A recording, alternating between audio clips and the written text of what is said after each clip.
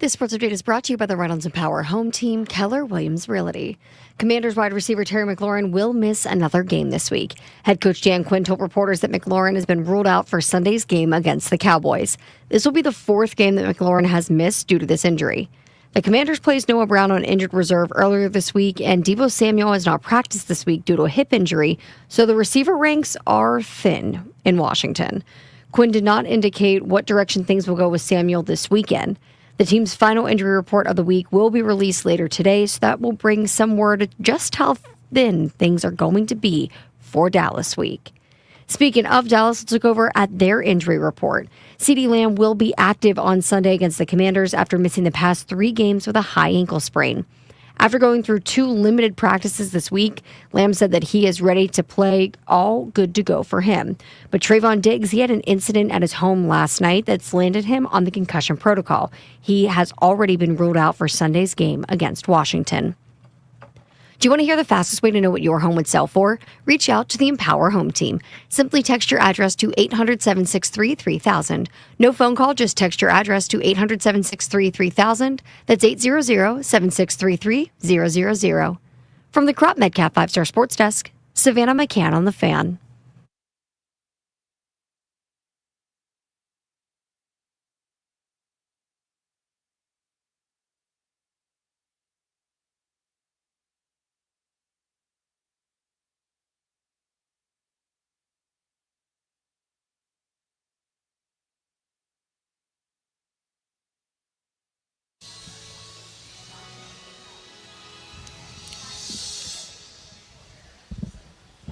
It's Friday, October 17th, 2025, and you are listening live to The Fan. It's Grant and Danny on a football Friday ahead of the Commanders and the Cowboys. And we are out and about on a field trip to Bethesda, where we're hanging out at Caddy's on Cordell. We will be here until 6:30 this evening. So, as you get out of the office, as you get ready to head out for happy hours, you get on that text chain with your buddies to figure out where you're headed to kick off your Friday. Here's your answer. Caddy's on Cordell in Bethesda. We're getting you ready for the Commanders in a big DC Sports weekend. The Caps in action at home tonight and on Sunday at Capital One Arena as well. Where else, Danny Houtier, would you rather be than right here, right now? Buddy, it's the best. I really, really like it here. The wings are awesome. I'm wolfing them down as you and I speak. I got myself a Reuben-type sandwich. Place is just the best vibe, man. It's an old-school sports bar. It is so, so fun. They take great care of us here. It will be a blast. We're going to talk about all the injuries because there are so many to discuss. Yeah, there's quite a few of them. We'll get winded doing that in just a couple of moments. Do want to let everybody know we've got a nice little show planned for you today. We'll scout the Cowboys. They, too, have a weird injury to deal with. Trayvon Diggs, their starting cornerback, had some mysterious thing happen at his house yesterday that led to him getting a concussion, which I've never heard of as a thing. Scary, man. That's frightening. He'll be out. He's not playing on Sunday, so that's good fortune, I guess, for Washington, as scary and sad as that sounds. RJ Choppy, who covers the Cowboys, will try to give us some details on that vague, mysterious injury when he joins us at 3. And Sam Monson will give us a national perspective on this pertinent game for the Commanders, but also will spin us around the NFL ahead of Week 7. He joins us coming up at 6 p.m. When we get out of here at 6:30, we will be saying goodbye to him and giving you our final predictions. End of that conversation. We also have Caps tickets. Speaking of the Capitals, 4 o'clock ahead of the Blitz. If you love the Caps, you want to be at Capital One Arena to a game they've got coming up next Wednesday. We've got your tickets right here on the Fan at 4 o'clock, so you'd better be listening. But let's launch into Commanders-Cowboys, 2 days out from kickoff with the news of the day. And it's pretty simple. They've already ruled out Terry McLaurin. Today, Dan Quinn, speaking with reporters, opining about the fact that this injury has lingered longer than they thought. This is one of those soft tissue injuries that won't go away. So I won't editorialize. I'm just going to present some facts. The guy that for 6 years missed 3 football games, doing everything correctly and working his tail off all offseason, getting ready for the years, that resulted in him being on the field and being prolific, has now missed 4 consecutive games after a summer in which he held out and didn't participate in almost anything until the days before the season began with a week and a half left to ramp up. And this injury won't go away. Right. it continues to linger. And Dan Quinn, everyone's debated, is it soft tissue? Is it not? Is it a hip flexor? What is it? He used the word soft tissue today. He said, yeah, when you have these soft tissue injuries, sometimes it can be complicated for a speed guy. This was the fear. And boy, does it keep rearing its head. It gets worse and worse, doesn't it? It absolutely does. I mean, the avalanche is now coming down the mountain. Now, again, we'll never know if that injury would have happened regardless, right? He's diving for a touchdown. Should have been a touchdown, by the way. He was robbed. But, a defender's behind him pulling. I've seen injuries happen a million different ways. So CeeDee Lamb was injured. He was out off-season stuff for the most part, but that was an ankle. I mean, the point is, you'll never definitively know. You can't slam the gavel. There is a correlation. There is hey, this is what's at risk. This is what's at stake. When you cross from off-season to regular season, that's not necessarily in terms of games, but the calendar that is necessary to ramp up. He missed that point where, I mean, for me, my evaluation, not that I'm an expert on it, but I said, hey, you were robbing yourself of the ability to get off to a good start this year, and therefore the team having a great offensive start to the season. And that's what's come to pass. The ultimate fear is one of these kind of injuries taking place and then having it nag, and then all of a sudden, you're not talking about the beginning of the season, you're talking about a season. We're now on track for one of those, just sort of, wash it away, pretend it never happened kind of years, where if he does come back, if and when, it's nagging, he's not the same, he never has his sea legs underneath him, never gets going, never has the kind of campaign that you're frankly paying for.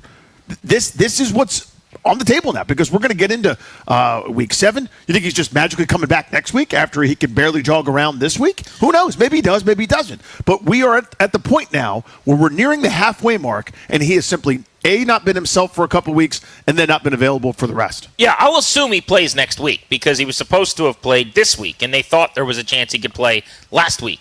And while that might be reason to think, then you don't know, maybe he won't play next week either. I just assume he's getting closer at a snail's pace, at this glacial pace, and that he will be ready for next week. I'm also of the belief, just based on some of the things that tea leaves to be read and conversations I've had, maybe there's just a little bit of like an uneasiness mentally. Think about Chase Young coming back from injury a few years ago, where the team is going, hey man, you can hit the gas pedal, we promise it's going to be okay. And he was kind of hesitant on the knee. I think there's some of that with Terry. He hasn't really dealt with injuries like this, and ramping it up and getting back to full speed is not something he's had to really overcome or worry about for many, many years. So there might be some of that too, where I think the team, when you heard Dan Quinn a week ago Monday say there was optimism that he could play against the Bears in the game that came days ago, that didn't happen. It's not like they have seen setbacks. It's not like he's gotten more hurt since, or even that they were that wrong. I think they were hopeful that he could do more. It didn't happen. Then this week they were pretty sure, okay, he's going to practice. We'll get to a point by the end of the week where ideally he can play. And Dan Quinn even acknowledged that in the presser today. He was asked about it. The question was something to the effect of, hey, you thought he was going to be able to go? And he said, yeah. Let's listen to part of what we heard today from Quinn, John Keim asking the question here of ESPN. Barry, at one point you thought he was going to practice more this week, and then you did was it a workout with him? What happened there? What aren't you guys seeing with him? Yeah, and it's frustrating for him because he's working at it hard, and with an injury like this, this is a speed player, and so on movements where you're jogging or not, fully there, it's just not ready yet, and that sometimes happens, when you have a soft tissue injury and you're wanting to get there, but you have to push it at the top speeds. And so sometimes, John, that's acceleration. Sometimes it's decel, how hard you have to plant and turn. So, like I said, he's working at it hard. He's frustrated, but we're closer. And as we've been going week to week, it can be difficult on a injury that you have to test and push at high speed. And you need volume at it. You need reps at it. And it's good to see him running routes and doing that. But once we got to that space, we're just not all the way there yet. Not all the way there yet. I mean, if this was the second or even the third week of this, that audio would be way less annoying. But here we are. It's the Cowboys. In a lot of ways, it's a season definer. This is a pendulum swinger. You're either going to be 4-3 and be in a really good spot in the NFC East, or you're going to be 3-4 going into a gauntlet, the toughest 3 games on your schedule in succession, and you're going to be on the precipice of this year going completely sideways. Yeah, we talk about this all the time, and this is one of my, sort of sports truisms or axioms that I sort of I'm governed by. The worst thing you can do is not meet expectations. And your job as an organization, in many ways, is to properly set those expectations. So here's the translation. Here's how it matters in the real world. If and when the Wizards win 20 games this year, nobody's going to be disappointed. You might be annoyed. You might be frustrated that this rebuild's taken too long, and that's your right. It's your fandom. But they are not setting the expectation that we are a playoff team. We're winning 50 games for the first time since Danny was in diapers. We're doing this. And then they fall short of it. When you set an expectation of he's coming back, he's on his way. Had he gone on IR, we went over that a lot yesterday. But had he gone on IR in the middle of that first week going, you know what, this thing's going to take a while, we would have been frustrated that day, but the news would move on, and we would talk about how do you beat the Chargers without him? How do you beat the Falcons? How do you beat this team, that team? You would have moved on. And the fact that it's dangled, we talked about this with the potential for the name change as well. Like when Josh Harris would sort of like leave little nuggets and little trails, little breadcrumbs. Well, maybe if it's true, they might get rid of the terrible Snyder name. You kept giving us a little bit of hope, and that's why ultimately that conversation continued. The fact that it was ramped up and it seemed like it was happening, and now it's not. And now Deebo Samuel's heel is aggravating, and he doesn't feel very good, and he doesn't look very good at practice. All of a sudden, this receiver position, where they're spending a pretty good amount of cap space, is in shambles. Yeah, they're the number 8 spending team at wide receiver in the league. It's why I've pushed back this week and haven't really agreed with the discourse that they didn't do enough at wide receiver. You paid Deebo Samuel a bunch of money to come in here, maybe the biggest outside your organization splash any team made at the position, and then you paid Terry McLaurin on an extension, keeping him around through at least the end of next season. There's obviously more years after that. To get out of his contract after next year would be $18 million spread out over 3 years at $6 million per probably. But that's a discussion for another day, and hopefully a year from now the dialogue on Terry has changed as well. But here's what I know. We're about halfway through, to your point, this season. And so let's go best case scenario. McLaurin comes back next week, has a big game, and the second half of the year he has a legitimate run where he looks like the old Terry. You're still talking about a season where you're about half as productive as normal. Because remember, in the 3 games that he played to start this year, he had the lowest catch total he'd ever had through 3 games. Yep.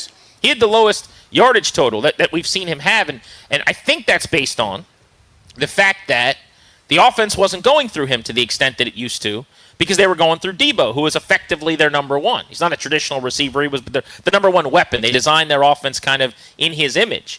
And so you had the 3 not that productive games where McLaurin had the 1 big catch basically where he got hurt. That was the 1 play that was kind of not a Luke McCaffrey, Jalen Lane could have made that one type play. But I say all this to say it's not like it's 3-4 weeks in. We're now the first half of the season got redshirted. So the fear was, what if we get halfway through the year and like Terry McLaurin hasn't really done much because he's dealing with something or he just wasn't that productive or he got off to a slow start. And you get shouted down like, oh, that's not going to happen. That's the worst case, sum of all fears. It happened. It's literally happening. We're here. And simultaneously, if the team was 4-2 or 5-1 or something, then who cares? You got Deebo, you're making plays on offense, but they're desperate for a playmaker, especially this week, because of what you just said with Deebo Samuel, who we should get into. So I think this is the bigger story to me. Obviously, Terry's going to sell the papers because everyone's got the 17 jerseys, and the summer was must-see. Stare down McLaurin, and Buddy Baker's name became prevalent in every Commander's conversation. No one should even know his name, versus Adam Peters in Washington. So we're going to talk about McLaurin and how this thing's still unfolding as a result to the summer. But Deebo Samuel is the guy that makes this offense work. And against the Bears, he was a shell of himself physically. Go back and watch. He just wasn't as explosive. The twitch, the burst, all the stuff he had all year long. This is what he did in San Francisco, was he would have these great stretches, but then there would be games, Danny, where he played. Yep. He doesn't really miss games, but where he plays through pain, and he is not the Deebo that scares opponents. That's what you got on Monday night. And now on a short week, he has not practiced in full once again. Not practicing matters. Cliff Kingsbury acknowledged part of the problem right now is that they can't ever go through a few practices in a row with their full allotment of guys. And today, again, no Deebo. And the video that Nikki Javala put out, who covers the team for The Athletic, if you haven't seen it, I retweeted it at Grant H. Paulson if you just want to see the quick clip. It's a few seconds. I'm always kind of hesitant to judge a lot off of a quick practice clip because you don't know, was he going full speed or what? But he is laboring through a little route, kind of jogging through. And you could say, well, he wasn't trying to run explosively.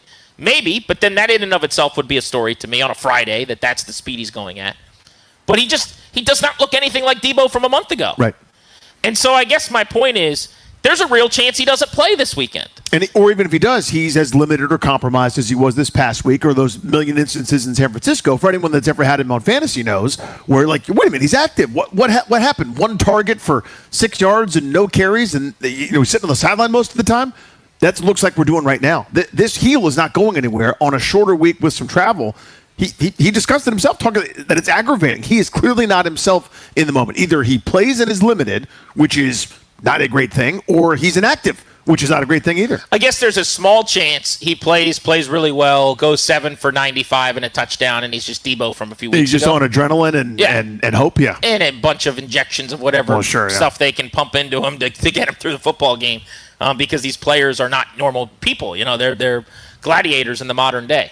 That's certainly a thing that happens occasionally. I just know that what I just saw against the Bears on primetime when they needed him, the best he could give you was like, 60-70% of what he had been? Yep. And they obviously had a good plan for him to take him away too. But I think both of those were factors. So you're somewhere between he's not going to play potentially, or he's going to play and be limited in a position where now you don't have McLaurin, where you don't have Noah Brown, and that becomes time out of desperation for Luke McCaffrey, who scored in 3 of the last 4 weeks, or Jalen Lane, who had the stop-and-go route that was beautiful and caught a 37-yard pass this past week to really step up in his rookie year. But you're going to need somebody else at the position in a game that we think is going to be a shootout. I mean, we all see this one the same way, right? Like you're going to score 33 points or you lose kind of game. The Dallas offense is going to move the ball against your defense. A defense that's mostly healthy, but there's question about Dorrance Armstrong and if he'll play or not.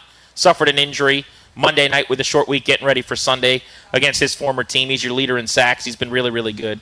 6 sacks through 6 games. But with or without him, the rest of the defense for the most part right now is healthy. It's just a bad matchup. You have to move the ball. You have to score points. And it's going to be all hands on deck at the receiver position. Yeah, you've got to not only have to score points, you have to move the ball, but you have to do it in a certain way.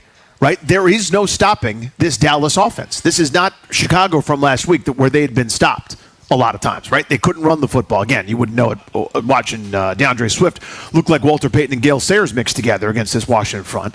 But Dallas, their offense is legit. That's a 10 out of 10 NFL offense right now. And they're getting CeeDee Lamb back to go with the other weapons. So the only hope there is maybe there's too many egos in the room and like then George Pickens gets mad and maybe there's some sort of meltdown on the sidelines, but they are humming. Ferguson's really good. We mentioned Pickens, and CeeDee Lamb returning. That hadn't mentioned that Javonte Williams on the second act of his career has been fantastic as this line has kind of been makeshift. Dak's playing at a great level. I don't think Washington can stop anybody when the ball's in the air. Bill Barnwell had this stat in his column yesterday. I referenced it. I will keep referencing it on non-pressure downs, meaning the 80% or so of passing plays in the league. When there's no pressure, Washington gives up the most yards per dropback. Number 1 in the NFL. Worse than Miami, worse than Baltimore, worse than these bottom-feeding, disastrous defenses. They are the worst in the league at that right now.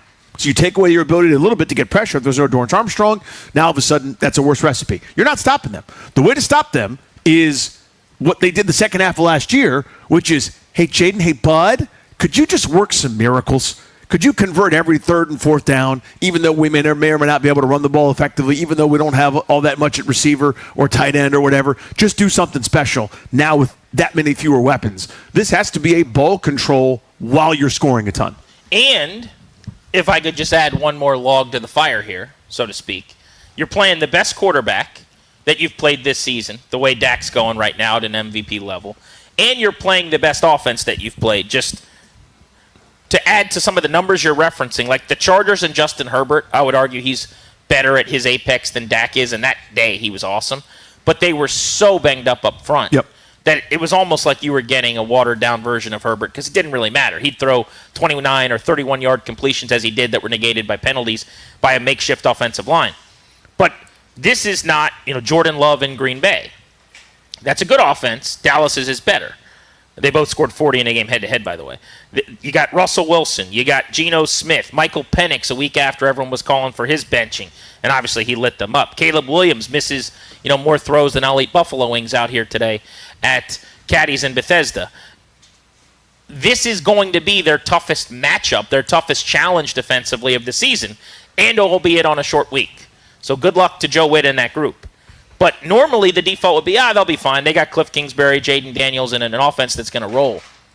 It might be an offense without Terry, without Noah, without Debo. Take the top 3 receivers, or if we don't know about Debo's status, let's just say half of Debo. 2.5 of the top 3 receivers away from any team. What does that look like? I mean, it changes the complexion. So here's where I want to go with this next. I saw a stat, I think this was via FanDuel that I saw today, that 72% of the money being bet on this game is on the Cowboys plus 1.5. Now, some of that is the simpletons all over the country that are big Cowboys fans because they heard about them one time in the 90s. Mm-hmm. And so that's going to be part of why they're betting on the Geese from Dallas. But there's also, I think, just an element of everyone looking at Washington as it's not who you play, it's when you play them. Yeah. This is a good time to play the Commanders, right? Should we recalibrate a little bit? Like, we've talked about this game all week long. We've taken calls throughout the week. And I think this is viewed as a game that the Commanders should win. Do we still feel that way based on their injury situation, specifically at receiver, in a game where we know it's going to be one where you've got to outscore your opponent? We can open up the phones on that at 800-636-1067. Remember, we're out at Caddy's on Cordell in Bethesda. We're going to be here until 6:30 today on Grant and Danny. We want to see as you get out of the office. You're locked in on a Football Friday to 1067 The Fan.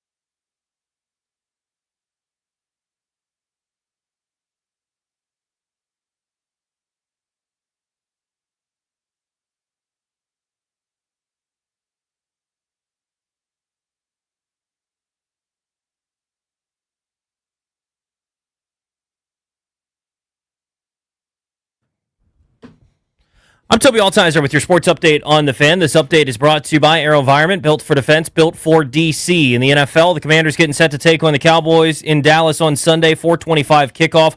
We'll have the Bergen Eagle pregame show with Denton Day and Leno Willingham getting you set for kickoff. Bergen Eagle postgame with myself and Doc Walker after the game. Taking a look at the injury report, wide receiver Terry McLaurin is going to be out for a fourth straight game as he looks to come back from that quad injury. Deebo Samuel is questionable, saying, quote, we'll just have to see as he deals with the heel injury for the Cowboys.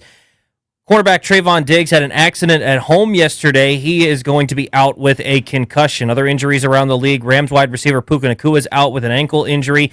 Panthers running back Chuba Hubbard expected to be back on Sunday. In hockey, the Caps taking on the Wild tonight at 7 o'clock. Can hear the game right here on The Fan. The Caps are looking for their fourth straight win. AV is built for DC, built to innovate at the speed of intelligence, built to deploy solutions to give our warfighters the edge. Built for now to defend our future. When the mission matters most, DC turns to AV. Visit avinc.com to learn more. From the Crop Metcalf 5-Star Sports Desk, I'm Toby Altizer on The Fan.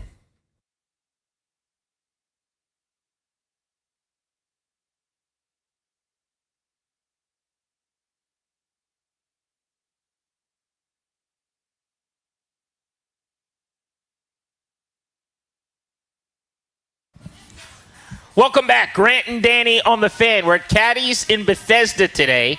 Awesome sports bar. Come on out as you get out of the office and spend the afternoon and evening with us. We'll be here until 6:30. Toby and Ryan are back in our Navy Yard studios on Half Street. Darius is out here with us. A rare opportunity for Dad to get out of the studio. Dad's in public, which is odd. How about that? That's right. Dad is hanging out at Caddy's today. And we are live until 6:30 on G&D, looking ahead to the Commanders and the Cowboys. We'll get you some thoughts on the Week 7 NFL slate. We'll scout the boys coming up at 3 with RJ Choppy from our sister station in Odyssey, Dallas, who covers them for the morning show out there. By the way, I just looked it up on FanDuel because I'm FanDuel Paulson. The Cowboys are now favored to win the football game. It is. After a week of Washington being 2-point favorites, then 1.5 point, then 1 point favorites. Yeah, enough people taking Cowboys at plus money, all of a sudden, there you go. That, plus I think the news of the day, which is that McLaurin's out, that Deebo's telling people he may or may not play. So you got the Cowboys now for the first time favored by 1.5 points, which brings us to the question we actually wanted to hit on with you guys on the listener lines. Is it time to recalibrate this game? We file them at the beginning of the week into a drawer. It's either that you're definitely going to win, you probably should win, it's a toss-up, you're probably going to lose, you're definitely going to lose. This was in the probably should win drawer. I have moved it already into the toss-up drawer. I'm not willing to move it into you probably should lose this game drawer. This is a toss-up that you've got enough playmakers, you've got enough stars, certainly at quarterback, Jaden Daniels against this defense should be able to put on a show and have a great game, and that should be enough, I think, to beat a flawed Cowboys team. But I have moved it now from, election night style into the state that I can count on into a battleground state. You went from lean burgundy to toss-up, right? Right. This no longer leans burgundy and gold. This is a state based on precincts reporting early on that I'm now worried about on election night. Yeah, there was a little bit too much confidence, I think, from the fan base on this one. Like, to me, I think we need to lower expectations. I'm now, Dallas is favored. I think not just because a bunch of money came in, but because you're looking at some of the balls and strikes of it, right? Where if Deebo's not himself or not playing, you're now basically saying, hey, a bunch of kids that, or old guys in Chris Moore's case, that haven't really done it are just going to do it. Now, this is the best chance you'll get to put up numbers against any defense at any point in time. Dallas' defense is awful. Washington's is bad. This one's truly awful. I mean, it is remarkably awful. They are non-competitive at times, and you're hoping that this is one of those times. It's staggering to look at the numbers, by the way. They give up 412 yards per game, Dallas does. They give up over 6 yards per play. That's like someone who hasn't played Madden yet getting a controller for the first time. What does Square do?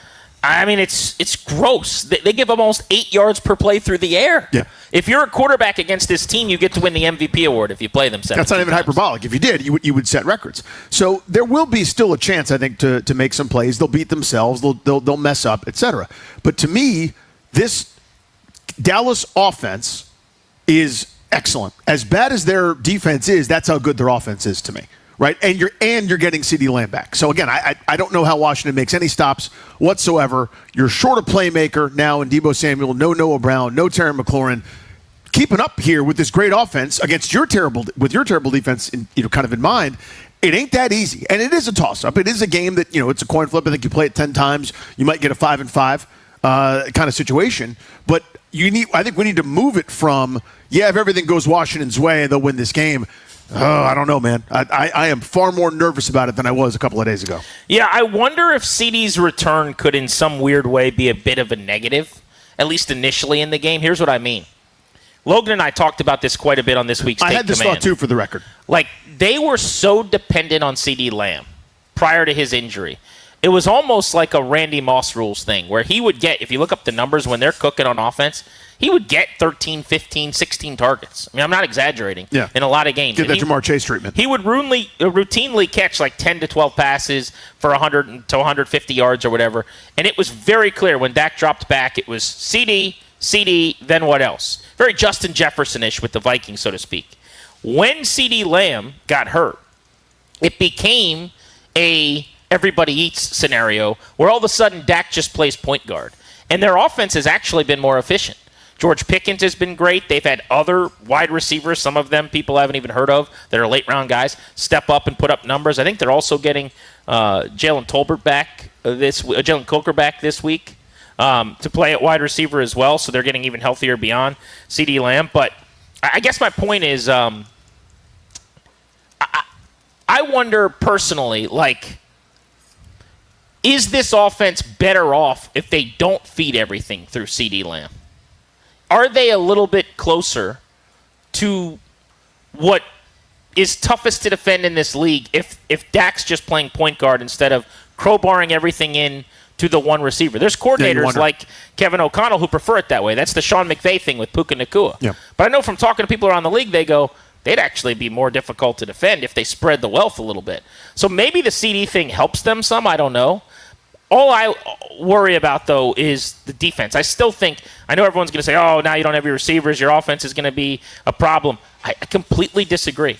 Is Jaden Daniels who you think he is? He's the elevator, right? He makes Luke McCaffrey better. Olamide Zaccheaus had huge games. Jamison Crowder had huge games. It didn't matter last year. By the way, they've already been without Terry McLaurin for the better part of a month. He was catching 2 or 3 balls a game when he was active. Like, the Debo thing is the big setback to me. That is the big loss if he doesn't go or if he can't be himself. But I like what I've seen from Jalen Lane. You got to turn up the faders. Luke McCaffrey scores almost every single week as a receiver at this point. And they're going to run the ball well. This is the best running game. And I'm not talking about Jaden's addition to it, which makes it number 1 in the league. But just strictly O-line, Bill, Rodriguez. Like, when's the last time you were this confident in the running game? They've got their line healthy. They've got their backs healthy. You shouldn't win or lose a game based on the receiver position, in my opinion. Yeah, if you're doing it on a binary, I see what you're saying. So to answer your first question, though, but when was the last time I was this confident? Monday, when they played Chicago, who was giving up 6.1 yards per rush attempt, not per play, per rush coming into that game, and they shoved it on Washington because there was nothing intimidating. Now, Chicago's defense is not good, but it is. I mean, it's the 2000 Ravens compared to this group, talking about Dallas, right? So, my fear is when there are no playmakers and there's nobody that scares you at any point in time, if you're the opponent, you get a little bit better. If you got to worry about less. Now, what's the counter to that? Let's see if Cliff Kingsbury and company, now they trust maybe Jalen Lane to do a little more stutter go, or maybe a fly route or something. Maybe they try to unlock Luke McCaffrey for another 50-yarder again, like was so instrumental in that Chargers game. Who knows what the strategy is going to be? But I think it's got to be, the offense has to be so excellent. It has to be so excellent in a certain kind of way that's just such a narrow tightrope to walk. You know what I mean? Like, I think there was no stopping this Dallas offense with this terrible defense of Washington. Ipso facto, the only stop is, yes, you have to score a lot, but yes, you also have to use the full 40-second play clock every time, matriculate the ball down the field, and have 7, 8, 9, 10-minute drives to be able to do it. I just think that's a really, really tough ask. They did it all second half last year, but I think that was one of those miraculous magic carpet ride type situations as opposed to something that's dependable. Yeah, I mean, the only thing I would say to that is with everything going on, it's basically a pick 'em football game. Like, let's not act like they're playing No, you're right. one of the best teams in the NFL. Totally either. true. I mean, Dallas, as good as they are on offense, they will turn the football over once or twice in this game. They will beat themselves with 7 or 8 penalties. You know what I mean? They'll get behind the sticks occasionally. There's a reason they've played their schedule to this point in the season. They've got a couple of wins. You know, if this was such an insurmountable task, they'd probably have more than 2 football wins so far, 6 or so weeks into the season. So I'm not willing to just chalk it up as an L and keep it moving. All of the things going wrong for Washington. This team just got beat by the Carolina Panthers last week. I think you got a shot. And if Jaden Daniels is the promised child that we've all kind of, put him on the pedestal of being, there's no reason you can't go down there indoors, weather not being a factor. He's going to run all over the place. You've got a running back who's going to average 5 yards per carry, and you can't go win a football game. But does it get a lot harder? Absolutely. I mean, the injuries are piling up. There's no doubt. We've talked about it. They had a very light training camp, I thought. They had a lighter preseason. And the results early this season have been that they're having a hard time keeping people healthy. I don't know if the two are corollary. I don't know if there's causation. I just know that both are true. Yeah, we got two things happening, and that's one of the things. I mean, it's an older roster. It's several injury-plagued guys who, wouldn't you know it, are showing up with injuries. Let's go to Zeke in Southeast. Wants to hop in on Grant and Danny. Have you recalibrated your expectations for Commanders Cowboys, or do you still feel like this is a game they should win? Hey, guys. Thanks for taking my call. Love your show. Appreciate you. Actually, for all division games, for me, is always a toss-up. I never give one team, our team, the edge, because look what happened last night, Cincinnati and Pittsburgh. Divisional games, I mean, it's all about which team is better prepared to play.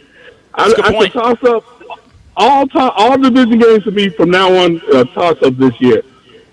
But the thing it's that a we really have good is point, honestly, because there's a familiarity between the two clubs. And you saw what happened last year where Washington was clearly the better team, but you wouldn't have known it if you only watched those 2 games. Yeah, absolutely. And there's just there's enough plays over the course of the game that go poorly for both teams if you're flawed, and both of them are, that are going to keep the other side in it.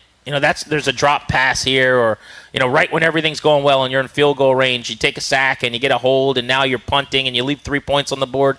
That's the caliber of teams we're talking about. Unfortunately, with the Commanders being 500, right, haven't been able to get out of their own way on defense. Let's go to Dan, who's in Frederick on G&D. What's up, Dan? How are you? Oh, doing all right. Love listening to you guys, number one. Appreciate you. I think somewhere down the line, we just really got to roll off a streak of wins. I mean, regardless of who we're playing, because this 3-3, and then we end up 3-4. I mean, we just got to get 3 in a row, maybe even 4 in a row. It's just maybe we need some magic or something, because this staying at 500 is just not going to work.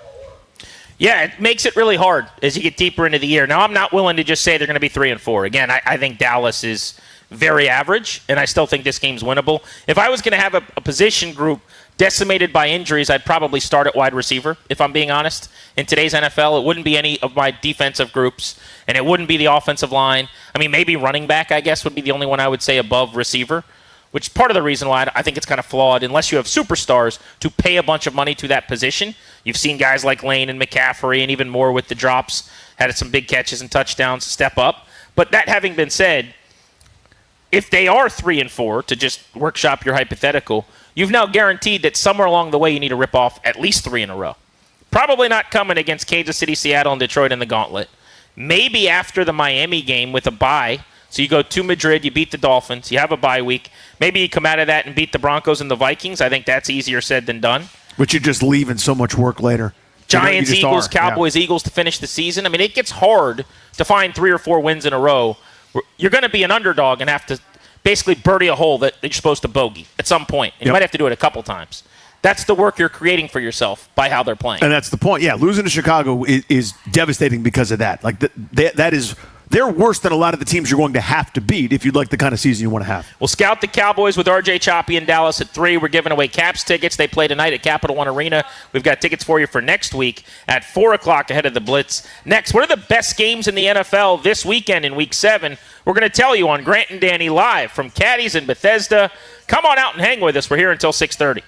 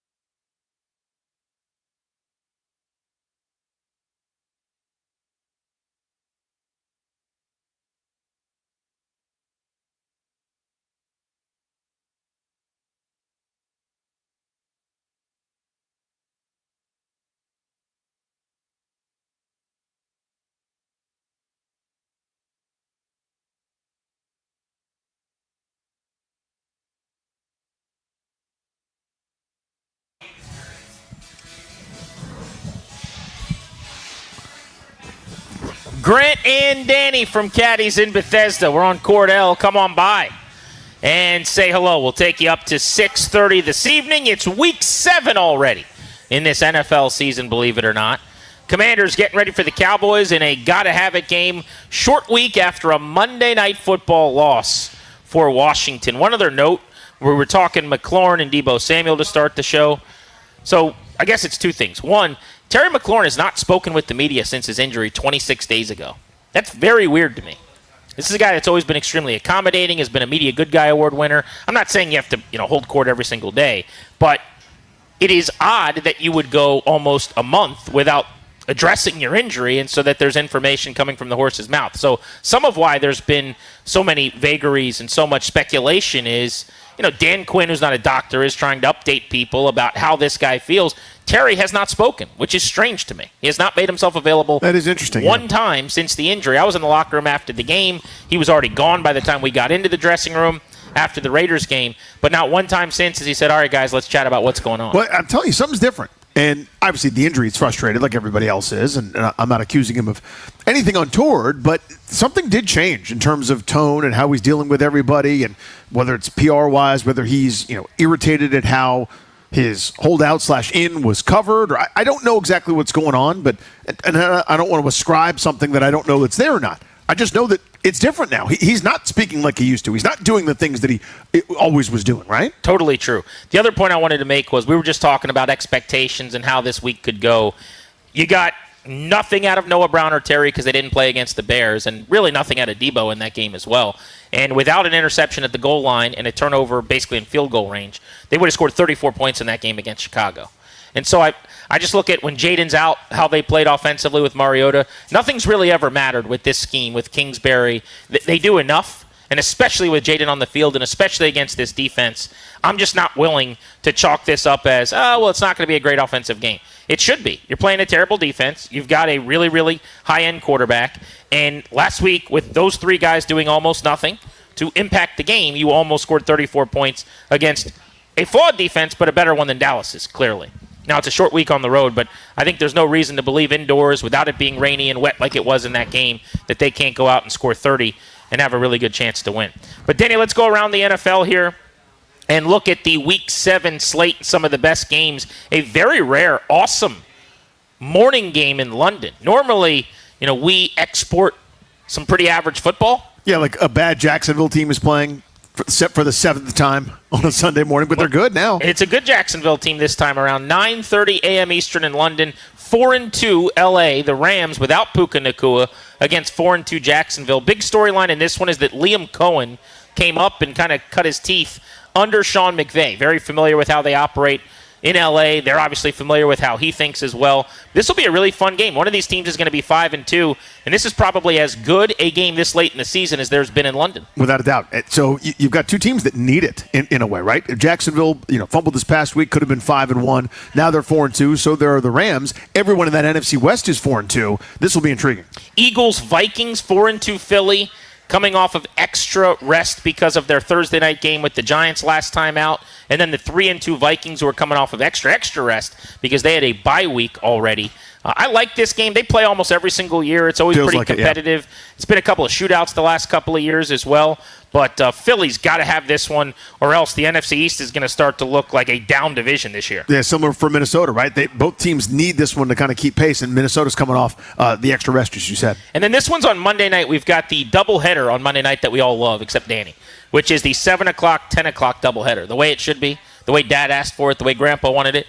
The Bucks in Game 1 are at the Lions. Oh, give me that one immediately. 5-1 Tampa Bay, 4-2 Detroit in that game. Somebody is going to be a front runner in the NFC for the moment coming out of that matchup. So those are three of your best in Week 7 on Grant and Danny here on The Fan. Next, we'll talk to RJ Choppy, who does morning radio in Dallas. Let's scout the Cowboys on The Fan.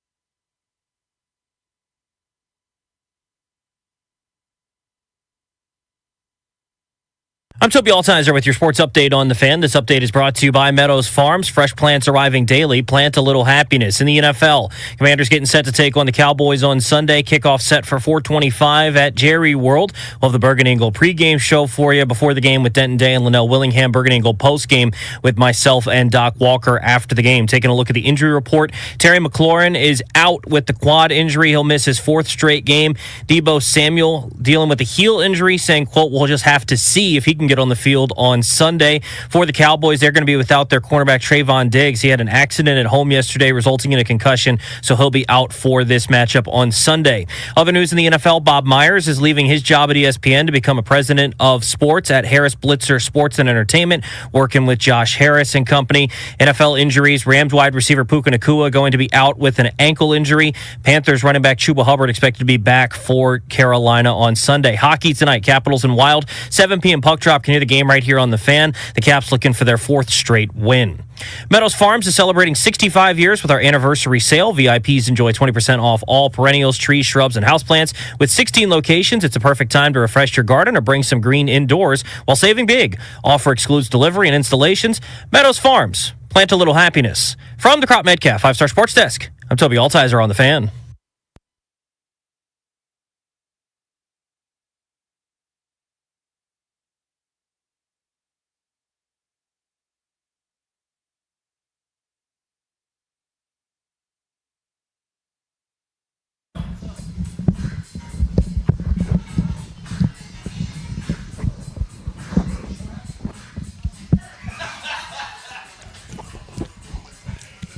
Welcome back to Grant and Danny on the Fan. Thank you for listening to the show. We appreciate it. We're brought to you today and every day by the law firm Condori and Murrah. They will help you with all the important stuff. How about needing a last will and testament, living trust, medical power of attorney? They got it done in a speedy, easy, seamless process. For the folks I've sent them, schedule a free consultation with their attorneys today at kmlawyers.com and be sure to tell them we sent you to get a discount.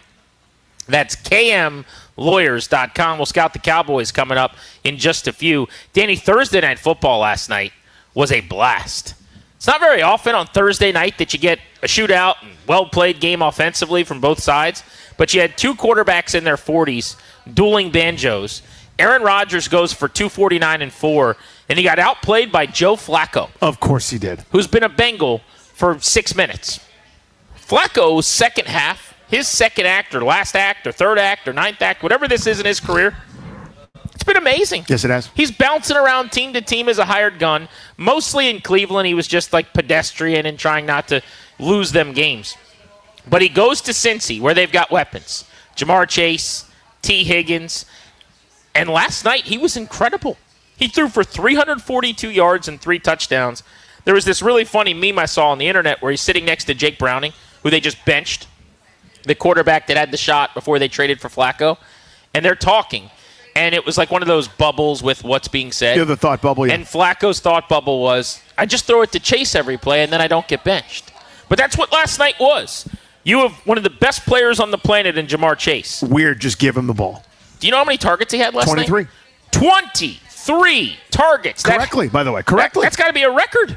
That's what you do. 16 catches, 161 yards, and a touchdown. It's not like it was 16 for 230 or something. He didn't have a dentist appointment. It was 16 for 160. It was just slants and stop routes and line of scrimmage stuff. He was their running game, too, in a way. Yeah, again, this is exactly what I would do. I would do this. They have one incredible player and one very good player. Combined for 33 targets. Yep, correct. Stop this nonsense. Stop throwing to Iosivas, Frank Iasola. That's whatever that dude's name Iosivas. is. Whatever that dude's name is. Are you really sleeping on him? I have no He's been interest in like that guy. fantasy relevant for multiple years. Do not throw that guy the football. Stop it. And that was the correct usage. 4 targets for that dude. Had one big drop in there. Chase and Higgins. It's where your entire offense should be based. And once those guys are exhausted, then do something different. It's just so correct. By the way, one thing we're not talking about is how terrible Pittsburgh's defense is. They're bad. Good Lord, when did they get this terrible? So I've got a theory brewing here. I want to workshop. We beat up Washington's defense a lot. You're the ringleader on that, by the way. I am. Nothing you love to do more than talk about how bad the Commanders' defense is. Yes. Are we sure it's not really an NFL problem?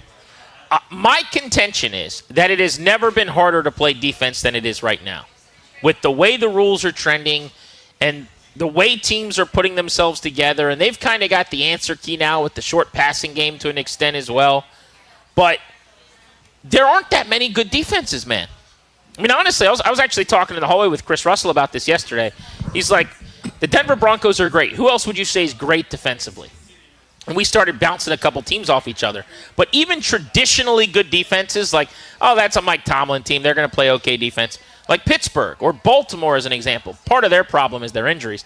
But they're bad. Yes. Like, these are terrible defensive teams. And last night, again, we saw a 30-30 primetime game. It was just a couple weeks ago. I watched the Cowboys and the Packers. Going into that game, I thought Green Bay's defense was one of the best in football. They went all Jose Canseco on you, 40-40. It was a 40-40 tie. Yes, Washington's defense is not very good, but I'm about to do my thing that I do with baseball all the time. People love to yell at me about, well, Dylan Cruz is only hitting 215, as if he's supposed to hit 280, like it's 30 years ago, when the league batting average is 237 or whatever. You need to recalibrate your expectations a little bit, baseball fan. Hitting 225 is basically 10 to 12 to 15 points per league batting average. It's like a hit a week, basically, over the course of a season. There's a little bit of truth to if you're hitting 220, you're not a great hitter. But also, you're acting like you should be hitting 270, and that's not the expectation. The batting champion in the NL this year didn't even hit 300. First time since the early 1800s. That was Trey Turner, by the way. You're barely at 300. Hit like 304 or whatever, right? No, I think he hit 298 or He something. fell below 300 at the end of the season? Yeah, I believe Oh, he how did. about that? But regardless, the point of the dude's story is, if you look at defense in the NFL, you could be upset with Washington. It's probably true that Washington's not very good. But at the same time, I think it's never been harder to play defense than it is right now. I think that's fair. I also think, given that context, they're still the worst.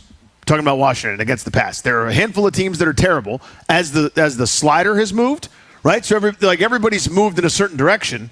It's harder to play defense. I think it's less about offensive ingenuity and more about this is where the money's going, right? Money's going to quarterbacks, money's going to tackles, money's going to receivers. Money's now, starting to chase tight ends and weaponry and the like. And it's, we'll get a pass rusher and maybe a corner. Other than that, we're doing a bunch of on the cheap at linebacker, a bunch of on the cheap at safety, a bunch of on the cheap pretty much everywhere else. But I think there's something to that, just where the league is, and we kind of learn, where you're supposed to be. It's why I don't do the this year number looks like X versus 20 years ago or 40 years ago. It's like you only threw for 25 touchdowns. What was the rest of the league doing? What are you doing compared to the rest of the league that year? That's what's more important to me than trying to compare, say, a Peyton Manning season to a Joe Montana season, right? I don't think it's apples to apples.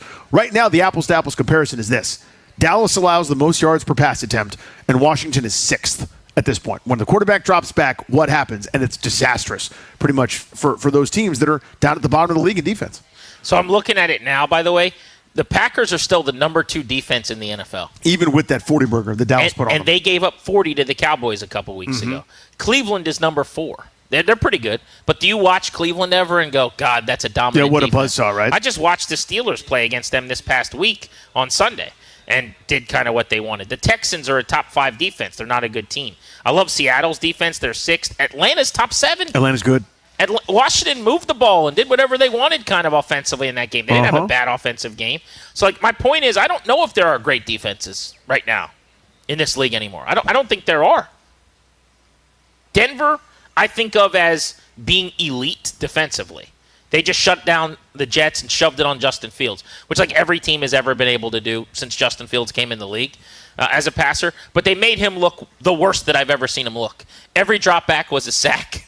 I think did they end up with negative passing yards in the game as a net passing team this week? I can't remember if they did exactly, but it was close. I think he had 40 passing, and it was negative net, minus 10, because of the 50 negative yards and sacks. So that's really good. But I don't know, do they scare you? The 2000 Ravens and the 85 Bears ain't walking through the door. That's kind of my point. Yeah, which I think is a fair point. So we have to grade on that curve a little bit. We are in a class where you might be the worst in the class, and you don't want to be. I get that. But this is a class of a lot of people that have no chance to get A's. That's all I'm saying. I took that class. The league will not allow them to get A's. By the way, Trey Turner hit 304. He did hit over 300. And speaking of former Nationals, Did you see Max Scherzer last night? Wasn't that awesome? One last ride for Max. God, that was so cool. Like a maniac. And that's him. Again, there's some great highlight videos of him pitching. Ninja had one, a little montage of him just being a psycho, like before he's even warming up, coming to a set and staring into oblivion. So I got all the chills. stuff around. Yeah. Some of the stuff, if you don't know Max, and it's not like endearing and fun that it's sweet little Maxie, you're like, this crazy person is a jerk. Like, one of the coaches, I don't know who it was, I didn't pay attention, was in his way in the dugout.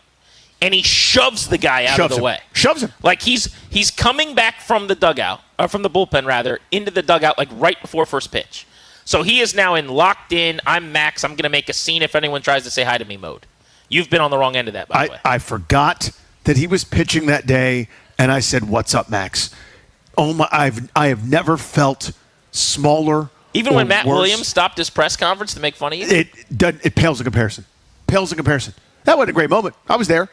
8 seconds of silence. We sleep on how long the silence was, by the way, before Matt Williams said, we bothering you guys, 1, 1,000, 2, 1,000, all the way to 8. Then he said, go ahead to whoever's asking the question.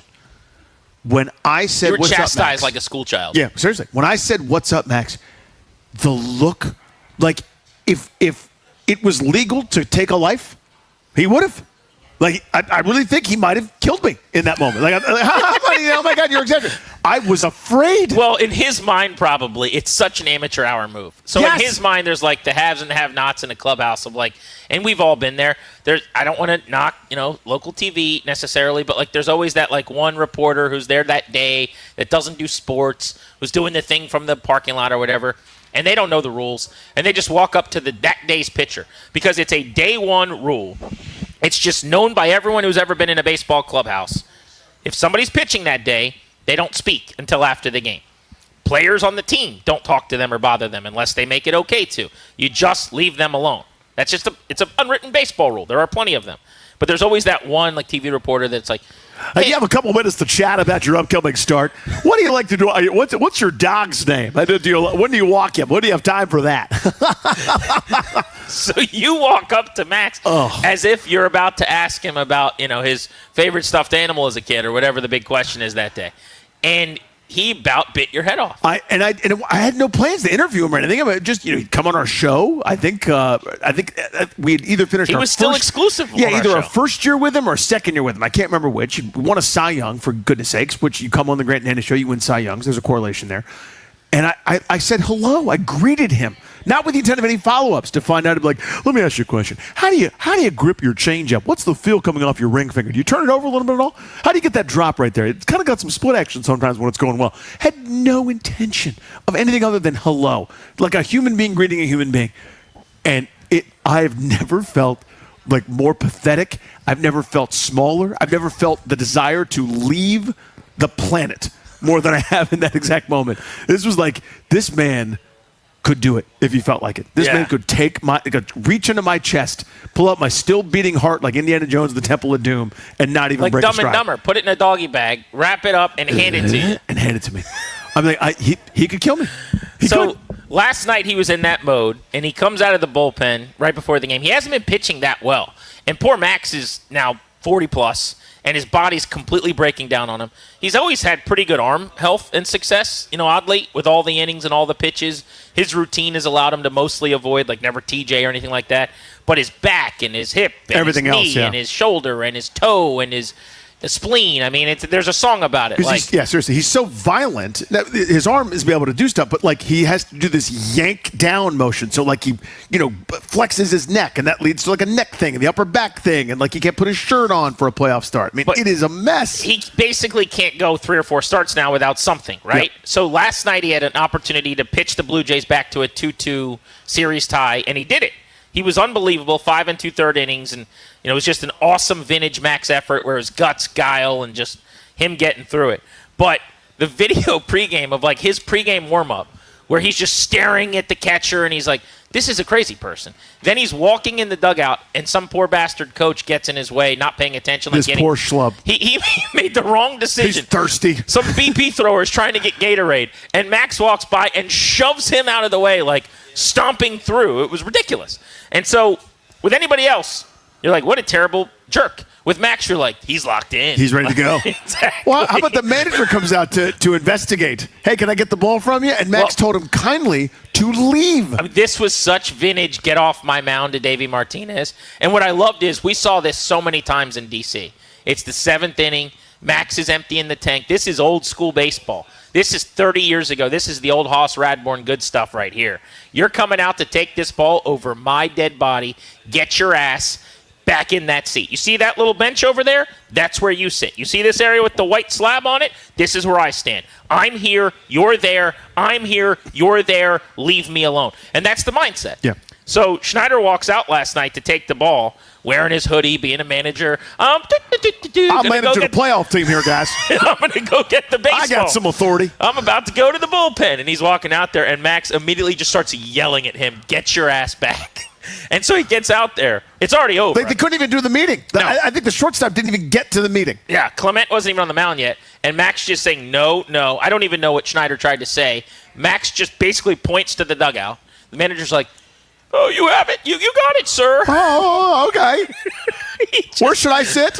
But the best part about all of this was, as many times as we've seen this, and we're like high-fiving in D.C., like, oh, Max, this is a vintage Max night. The Blue Jays, quite literally, their players, because there's no one else in baseball that's doing this, have never seen anything like this. And there's this hysterical, I got to find it, I'll retweet it, at Grant H. Paulson. There's this video of George Springer and a couple of the players talking about what had happened on the mound.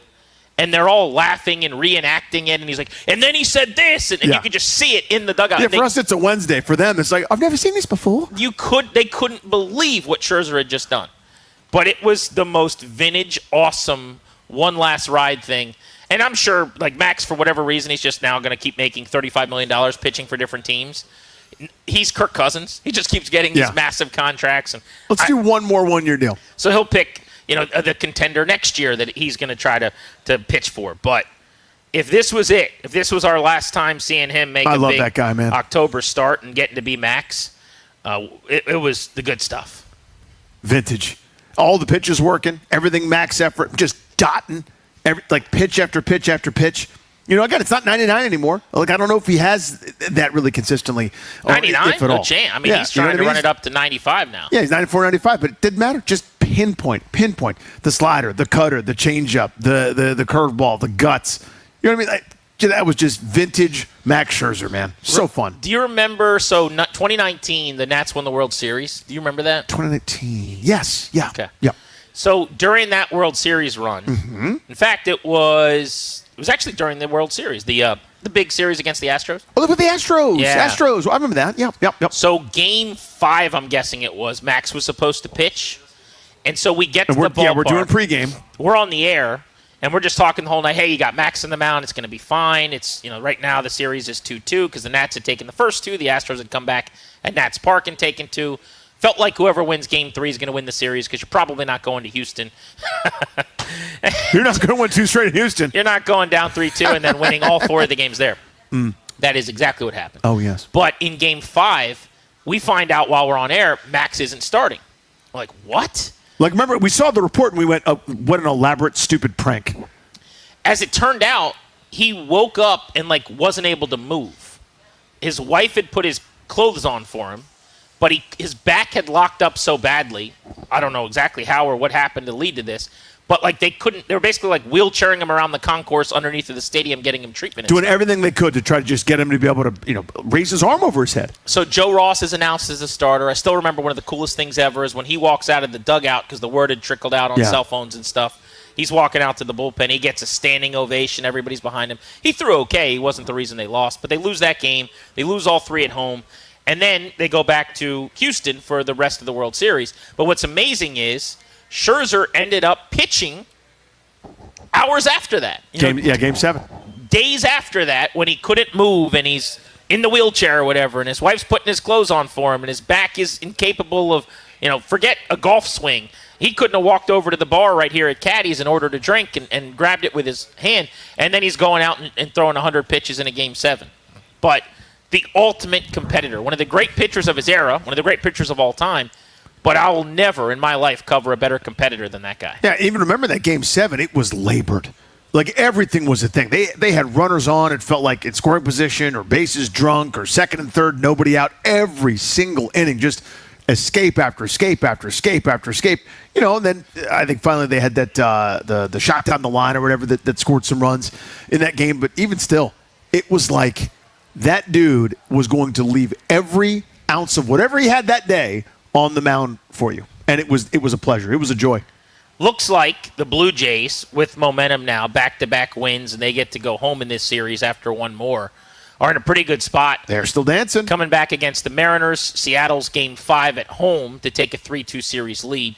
On the other side, though, I was covering Brewers-Dodgers, and if it goes back to Milwaukee, I'll be there again for Games 6 and 7 if necessary for MLB Network Radio on the Field. But I'm not sure if I'm going back to Milwaukee. I might not have to worry about it. Oh. The Dodgers are up 3-0. The Brewers would have to win back-to-back games now, tonight and tomorrow, to make that happen. I'm going to assume, Danny, you might be seeing a little more of your pal into the weekend. I don't think I'm getting on a plane on Saturday or Sunday. Doesn't feel like you're getting back on a bird, huh? The Dodgers are just inevitable. Yeah. And I wish it wasn't this way, but I got to say that there's a lockout pending. I mean, this is going to happen. There will be a work stoppage in Major League Baseball ahead of not this coming season, but the one after, so 2027. The gap between owners and players is the biggest it's ever been. Players want a salary floor because not enough teams spend in their mind. Owners want a salary cap, which I think will never happen because the union's not putting that toothpaste back in the tube. But this fight is going to be massive, and the question isn't will we miss games. It's will we miss like the majority of a season? Will we miss months? Will we miss a half of a year, 3/4 of a year? I mean, it could be really, really ugly. But I bring this up right now to say the Dodgers winning a second straight World Series and making quick work of everybody so far is not going to help at all because their payroll is so significant and so massive. The Brewers are awesome. They're the number 3 run-scored team in the sport. They do everything well. It's speed. It's defense. They won 97 games this year. You wouldn't know. The Dodgers pay more in luxury tax than the Brewers' payroll. I'm going to say that again. The Dodgers pay more in penalties for how many players are high paid on their roster than their NLCS opponent pays their players. That lopsided nature is in some way the problem. And so if they sweep this excellent Brewers team and then potentially win the World Series against, if it's Seattle, certainly, against a much smaller payroll team, it's just going to make the drum beat louder and louder for this being a huge problem. But the baseball's really good. I mean, that's what I care about. It's been fun to watch. Yeah, and the Dodgers aren't even playing that great. You know what I mean? Like, they're not hitting that much. Yeah. They hit under 200 in the Philly series and won it in 5 games. Yeah, and like Ohtani's games, in the most publicized slump in history. I think maybe exaggerated, but whatever. He's still amazing. But they've got like 7 number 1 starters somehow on their roster. The fact that their bullpens aren't particularly good doesn't matter. They just find new weaponry and So think about this. They're a buzzsaw, dude. The Dodgers have had one of the best starting pitching LCS series in history through 3 games. And tonight they give the ball to Shohei Ohtani. Think about that. Yeah. Like, he is a Cy Young caliber pitcher, one of the 10 best starting pitchers in baseball. They have thrown Blake Snell, who became the first pitcher to go 8 innings and face the minimum since Don Larson in 1956. Now, what did he do? Did he throw a pretty good game or It was perfect. It was perfect. Yeah, the game was perfect. Game 2, they went to Yoshi Yamamoto, who threw a complete game, 1-run effort. He gave up a solo homer on the first pitch of the game and nothing after that. 111 pitches. And then in Game 3 yesterday, Tyler Glasnow was more pedestrian than those guys, but shoved and was dominant. He was still great. And the Brewers couldn't score any runs. And now you get through those 3 games and you give the ball to your best pitcher who throws 100, Shohei Ohtani. Yeah, it's like even when the Nets pitching was unbelievable. Like best in the sport unbelievable. It's like, all right, Game 4, you got Roark going. Maybe he gives you 5 1/3. Right? And then you could maybe someone coming on. Maybe you can have Strauss, maybe Jordan Zimmerman come in for like an inning because it's his throw day. Look at the Brewers. The Brewers have Freddie Peralta, who's a dog, who pitched in Game 2, but it's all bullpen games. Like, it's all analytics of, like, this guy will go 2 innings, and then Mizorowski will be a bulk guy. They have basically a starter and then a 11-man staff that they piecemeal the games together with. That's how the small market team's doing it. The big market team who pays the $300 million for Yamamoto and brings in Glasnow because Friedman had him in Tampa, and goes and gets Shohei, who was the best star in the sport, for $700 million. They just come at you with one guy after another that can go 7+. Grant and Danny on the Fan. All right, next, I want to get back into the Commanders and the Cowboys. Who's got to show their value if they're going to win this week? You're undermanned. You're dealing with some injuries. So who's got to show out and really become the guy that we think they are if they're going to find a way to win? G&D on the Fan.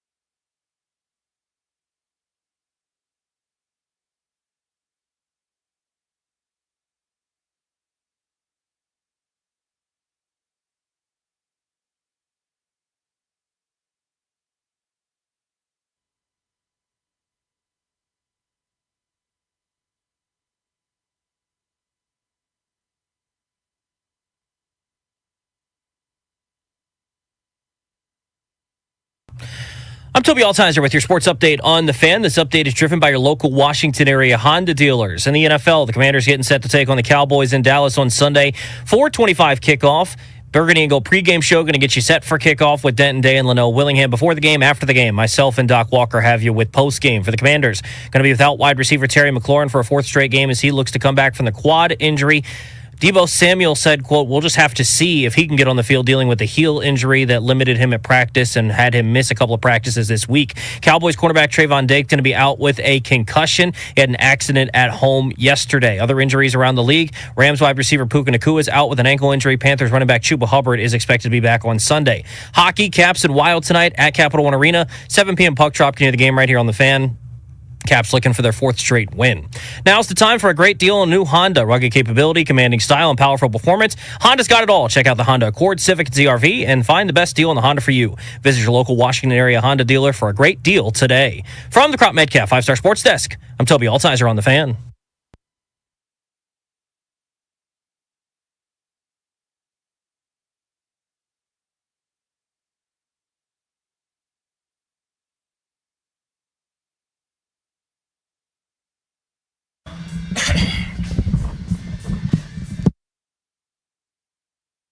Four o'clock ahead of the Beltway Blitz. We are going to be giving away Caps tickets right here on Grant and Danny. You better be listening if you want to pair to a game next week at Capital One Arena. The Caps are actually at home tonight. You'll hear that game just after 7 o'clock right here on 106.7 The Fan. Pregame with John Walton and his crew starts at 6:45. Tiny little shout out to Tobes, if I may. Yeah. We've already had some digital underground Humpty Dance. Now we're coming back with Shook Ones Part 2 by Mobb Deep. It's like he knows that I need a little old school 90s rap to feel good about myself on a Friday where I'm a little bit down. I don't know if Tobes is doing it on purpose or not, but I'm into it. I'm picking up what you're putting down. I'm smelling what you're stepping in, Tobias. Yeah, I don't believe this to be like Toby's playlist. So I don't know if he's just randomizing buttons or what's happening over there, but very pleased over here. I like the cut of his jib. I feel like we need a little pick me up for a Friday, and I went with the Grant and Danny hip hop page. Now, real quick, trivia question for you guys. Whose warm-up song was that song? He's a current national. Shook Ones Part 2? Somebody does that? Mm-hmm. I'll say Dalen Lyle. Warm-up song, pitcher. Warm-up's a pitcher warm-up song. Oh, okay, not a walkout. I'll give you a hint. He wasn't very good this year. Well, there's about 9 guys. Okay. What was the guy? Mitchell Parker. It's Mitchell Parker. Nailed it. It's Mitchell Parker. Thank you. He was shook a little bit. The key there was he wasn't very good this year. That was your tip off? That was my guess. Yeah. Although they did have the 2 starting pitchers with the lowest earned run averages in baseball. I was going to say, you sleep on some of the bullpen guys that got cut. I was like, is that a Jorge Lopez? Is that a Andrew Lara kind of guy? Yeah. There's a few options Was there. it Colin Poche? I'd like that to next year. That should be the goal for Paul Taboni and the bunch. When Toby says after next year that someone had a terrible season, we could only have 2 or 3 options. Rather than just like, all right, so there's 3 options on the whole roster that no longer qualify. Right, okay. All right, let's keep it moving, though. Commanders Cowboys on Sunday. We'll win off the field coming up at 3:45. We'll give away those Caps tickets at 4. We know that Terry McLaurin's not playing. We don't know about Deebo Samuel's status. Here's what we do know. Deebo, on a video taken of him at practice, was clearly labored on that heel. He's going to be listed, I would guess, as limited, but he was on the side field when the media was down there, not participating in team drills. He said after the game when he was asked about his status, he was non-committal. He was not willing to say he's going to play. It was very much like a we'll see thing. I'm going to read the quote here. We'll just have to see when asked about playing Sunday. He said his heel is aggravating for sure, which sounds great, by the way. Yeah, it sounds awesome. So here's my question to you. It sounds like we disagree a little bit on whether or not they should just get an out for this game offensively, and the bar should be lowered to, hey, you got some guys missing. I'm not going to expect you to move the ball or score a bunch of points. I still think against this defense, knowing what I do about the offense and what you do about the offense, that they should. But we could disagree on that. If it's going to work, who's a guy that you say, now's the time? Let's do this. You're great. We've heard you're great. Be great. Mine is Jaden Daniels. It's pretty simple. Like the idea of Daniels, I'm going to be paying him, $250,000, $300 million. I don't know what the quarterback market's going to be in a couple of years. Per year, maybe, at the way it's going. Yeah. Exactly. But he's going to be getting 200 plus easy, $300 million. When you do that, you're not going to be able to pay a ton of money for a Debo and a McLaurin at wide receiver. You see this all the time with guys. When Tua gets paid, it gets harder. When quarterbacks get paid, now Jaden's better than those guys. After you pay Allen, the Bills are still really good because he's a superstar. Because you can get by with Curtis Samuel and Khalil Shakur and the guy that doesn't wear shoes and walks around barefooted and doesn't use forks as your lead wide receivers, right? Jaden Daniels is that guy, isn't he? That's the perception. That's kind of what we've thought and we've heard. Now, I'm not saying you could pick 4 dudes out of the crowd and he should go score 30 points, but he's got the number 1 running offense in the league, which is largely about him. The running back you're handing the ball to, though, is number 1 in yards per carry and a bunch of other analytics. Your offensive line is completely intact and has been playing its butt off in the run game. You should be able to run the ball. Play action set up. You got one of the better play designers in the league who's going to be a head coaching candidate again in Cliff Kingsbury. And you're playing maybe the worst defense on the planet. All of that, to me, says don't turn the ball over, or at max once, and it shouldn't be a back-breaking killer, and have a great game. Or else what are we talking about here? This is a put-your-cape-on game for Jaden Daniels. Coming off the 2 turnovers against the Bears, you need to put your cape on. There's not really a good excuse not to. So I agree with the sentiment, but I guess where we might differ is that I don't take any larger meaning out of if that doesn't happen. And I guess what I mean is I don't think that's the standard. That's the hope. That's the path to win the game. But who's better than Pat Mahomes? They went 1-3 to start the year because they had nothing around him. Josh Allen, who's incredible, the MVP from last year, just lost 2 straight games, not much doing on offense. Lamar Jackson is 1-3 to start the year before he got hurt with a bunch of things going on around in Baltimore. That guy was the MVP before. My point is, yes, if Jaden Daniels isn't great, they're not winning this game. But I don't know that I do if he's really this good, they just go out and win it kind of thing. I'm not saying that. I'm saying their offense in a vacuum doesn't get bad all of a sudden. All the guys you just mentioned, you're referencing the win-loss record. That's not what I'm doing. I'm not saying if Jaden Daniels is great, they win. They could lose a shootout. I'm saying the narrative now all of a sudden is, I don't know if their offense is going to be good this week. And I'm saying when Josh Allen doesn't have those guys, they still move the ball. The Ravens were 1-3 because their defense is the worst on the planet. Yeah. Lamar was still putting up numbers. Now, he had struggled a ton as a passer. It's a different conversation. And, by the way, was taking heat for that. But I'll go back to your Mahomes mention. Mahomes was incredible in the first few weeks of the season. He was their leading rusher through those 3 games. He was making winning plays. The story out of Kansas City was Mahomes was playing pretty good football, and he doesn't have anything around him, and that's why they're losing. This is not that, though, in my opinion. I'm not talking about wins and losses. I'm talking about their offense. If Daniels is the promised child, should still move the ball against this defense. Because if Baltimore or Buffalo or Kansas City or any of those teams face this Cowboys defense, those quarterbacks would do that. I'm not talking about wins and losses. I'm talking about offensive production. They should absolutely produce on Sunday. Yeah, and I think they will. And I think we tend to agree there. I guess it's just if it's not this transcendent, oh my God, greatest performance we've ever seen, then I guess that's where the I don't know, what does it mean if it doesn't happen the way that we're talking about? It just means you didn't do what you needed to do. I suppose. Yeah, I think that's part of it. To me, I am way more this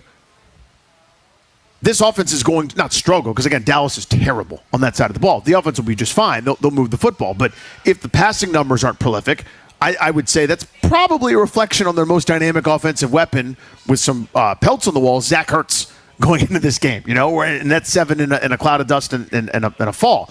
So if there's no Debo Samuel, no Terry McLaurin, no Noah Brown, no Austin Eckler, there's no easy in this offense. Now, the easy is going to come from Dallas's inability to stop anybody from doing anything at any time. So, run the ball, and I think Daniels will be able to do that, buy some time, et cetera, scramble in his own right, maybe some design stuff too.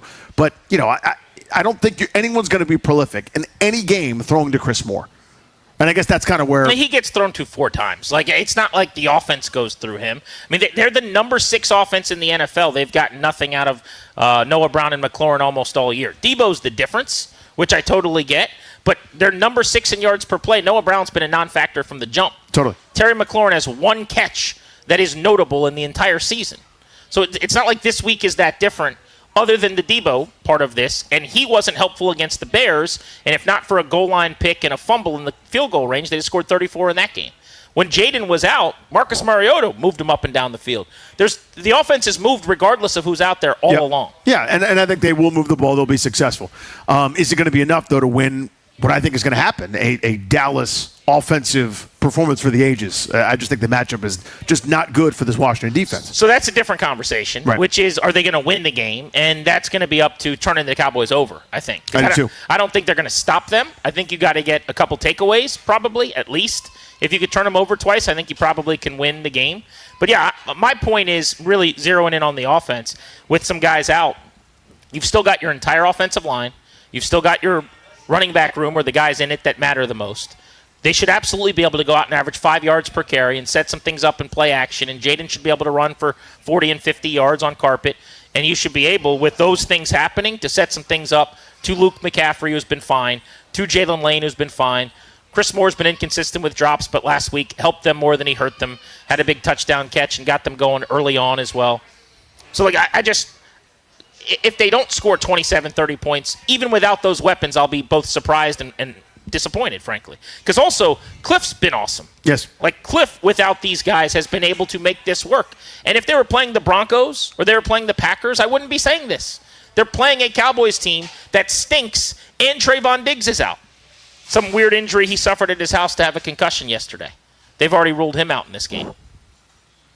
There's going to be a chance to move the ball. And I think that's going to happen. I think we're looking at the glass as half full, half empty, or however you want to phrase it. But, yeah, I'm with you. I expect the offense to be good enough to win most games. Will it be good enough to win this one, I think, is kind of the variable. Because I think it's more of a tightrope they have to walk. You can't just do what you normally would want to do, move up and down the field, score some points, yay. Because when Dallas has the ball, I think they're scoring. So if the turnovers aren't there, which they rarely are for this team, I'm talking about Washington's terrible defense, it needs to be that ball control, certain kind of thing, and having to play one way to win it, I think maybe limits you to some degree. But at the end of the day, they're going to be successful enough to win most football games. I expect that 27 to 30 point window like you're talking about. Last year, they scored 42 points on the Cardinals.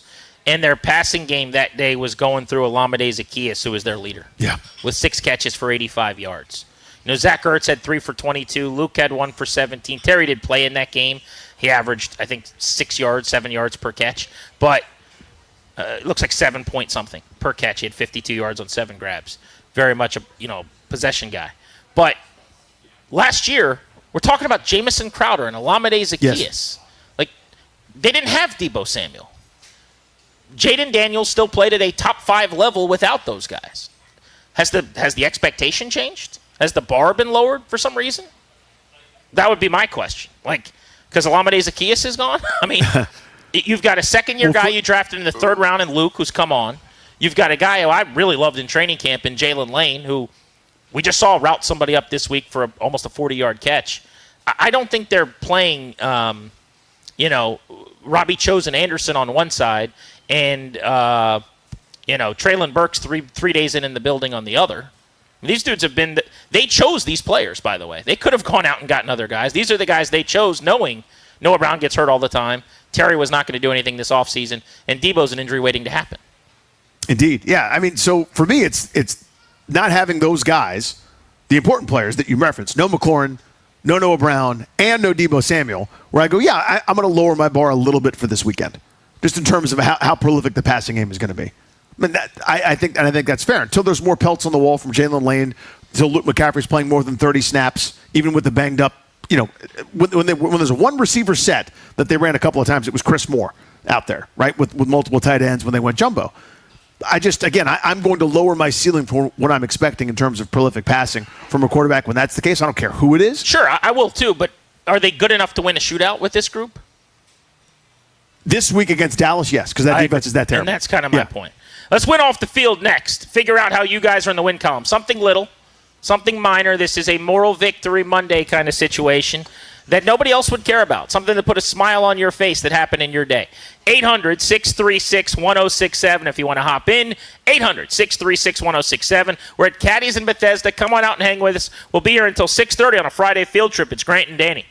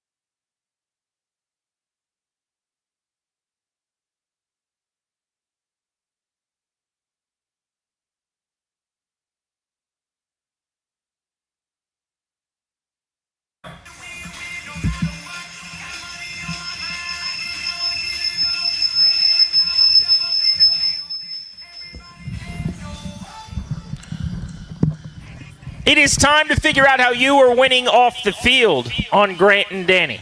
Welcome back. You're locked in to 106.7 The Fan. We'll take you up to 6:30 Caps hockey tonight, and we got Caps tickets for you for next week, right at 4 o'clock, a little over 10 minutes from right now, as soon as we kick off our Beltway Blitz segment. I'll tell you how I'm winning off the field, Danny. Will you please? This is a segment we do not for me or not for Danny. We do it for Goose Allen, who many, many years ago said these words out in Ashburn. We're winning off the field, but we got to start winning on the field. I am out of the office today, hanging out with my pals at a very cool sports bar where they have delicious wings and everybody's very nice.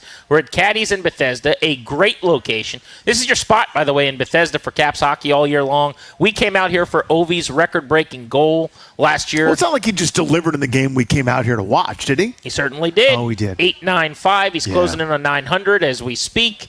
Maybe he gets to 900 with a big game tonight. But because we're at Caddy's, because the food is great and everybody's so nice, therefore I am Winning off the field?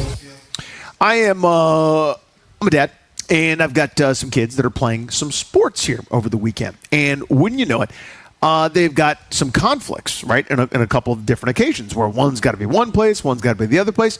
Well, I was looking at the times, and I saw it literally, Grant, this morning. There's one game that's at 9, one game that's at 10:30. But you know what's unbelievable? I don't know that this has happened before. They're at the same field. Oh, wow. They're at the same field. So the older one's going to stink for him a little bit, but he's got to go early, and he's going to hang around until his game starts, an hour or so after little guy stuff is done. But that was fantastic. I just realized I saved myself the potential of having to be all over the place. All these trips, all the miles. No, one destination. Therefore, I am. Winning off the field? Thanks, Bruce. Let's go to Sean in Falls Church. Wants to tell us how he's in the win column. What's up, Sean? How are you? Doing well, guys. Thanks for taking my call. So I play a sport nobody cares about, disc golf. I've been playing for about 4 years, and this past week over at Burke Lake, right around the corner from Lorton, threw my first ace on hole 4. Therefore, I am. Winning off the field? That's an ace. That's a good sound when you're playing disc golf. You hear the clink of that little metal net thing that they've got. You know you're home free. And he got an ace, no less. Does it? I'm asking out of ignorance. Does it have to go in there, or is it just hit if it hits? So do you know what I'm talking about? I haven't played in several years, so Okay. I shouldn't answer this for you. I believe you have to, if it smacks off that, it's going to fall into the bin, almost certainly. I don't know what happens if it falls out. Maybe it's like golf and the ball bounced in and bounced out. I'm not really sure. Jeremy and Tyson's, you are on. Grant and Danny, how are you in the win column? Hey, fellas. Big fan. Glad to be on. So a couple years ago, I wrote a little crime thriller novel. It's set in the DMV and includes a number of local area sports references, including you got a Billy Ripken in there, you got a Trey Mancini in there, you got a reference to the name change in there as a throwaway.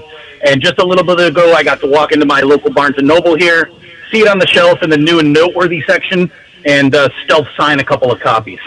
So therefore, I am Winning off the field? Jeremy, I want to so get my cool. hands on one of these books. I want to read this book. What's it called? I will hook you up. It's called The Guilty Sleep, and I'm happy to send you a copy. I am steamed up. Please sign it. I'm going to put you on hold, or I can't, actually, because You I'm won't just do in it, Grant. caddies. You won't do it. But maybe Toby will. Maybe Toby will put him on hold. And, I want to read that book, so that's awesome. Thank you. Matt is in Stafford, wants to tell us how he's winning off the field. What's up, Matt?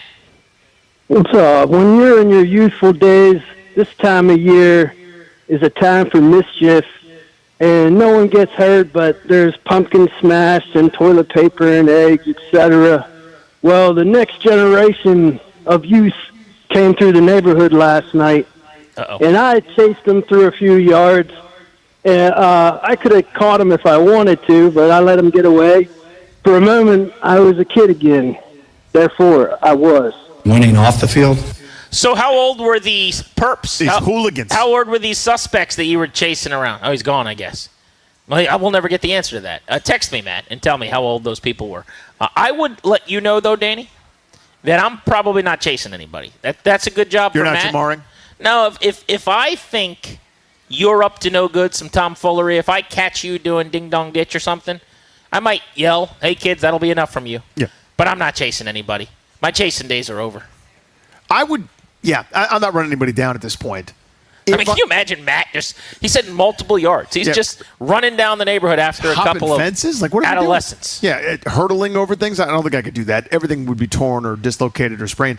But if I had something in hand, I could like throw it at someone. That would be the best I could do. But if I missed, then so. Well, you want to be careful because if you hit someone, things are now complicated enough that like you'd somehow be the bad guy. Right. Like, how dare you? But like this kid just did something like left dog poop on your porch and you stepped on it, but you threw something at him. But and I'm the hit bad him. guy. Yeah. Now all of a sudden he's the victim. So you don't want to get into that kind of who's the bad guy situation. You know what I mean? No, I see what Someone you're broke thinking. into my house and then something terrible happens and somehow I shouldn't have done it, even though I was just living in my house and they broke in. And they broke in. We're trying to steal my stuff and threatening me, but yet now I'm going to jail. You know what I'm saying? I know exactly what you're saying. Maybe don't throw anything. Don't throw anything. Just Okay. let them. I think the Let lesson them is win and be defeated. let them steal all your stuff. Yeah. And let them make your life worse. Right. Because they would be the victim if you did anything about it. You see what I'm saying? I do now. Yeah. I do. Well, yeah, it makes sense. Good case. The Beltway Blitz comes your way next at 4 o'clock. We're giving away tickets to go see the Capitals. If you want them, you better be listening to Grant and Danny.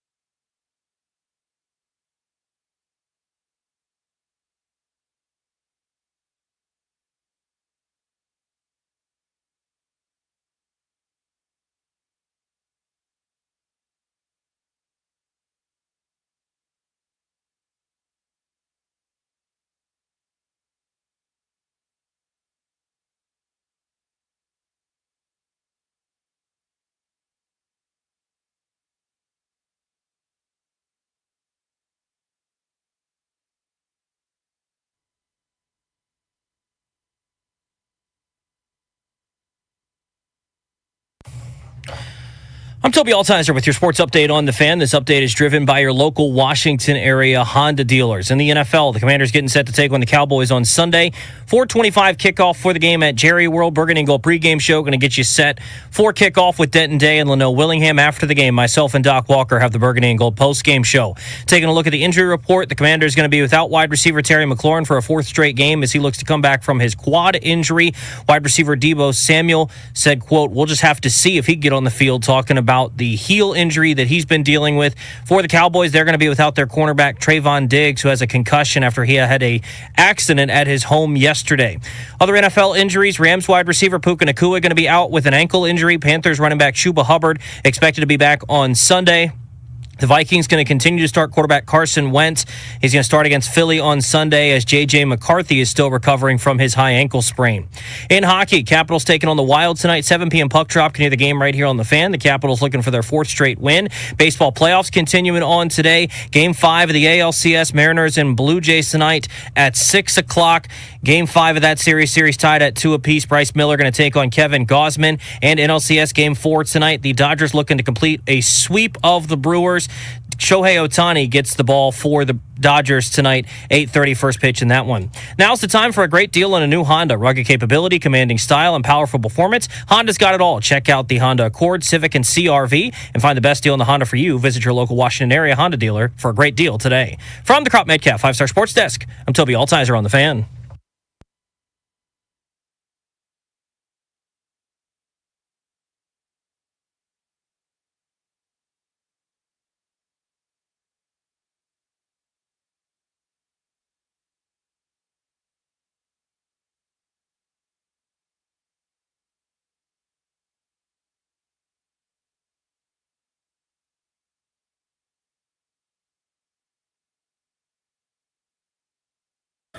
Welcome back to Caddies on Cordell in Bethesda, Maryland. We are here until 6:30. If you're getting in your car, getting out of the office, come on by and have a little happy hour, Selly, with us ahead of Commanders-Cowboys.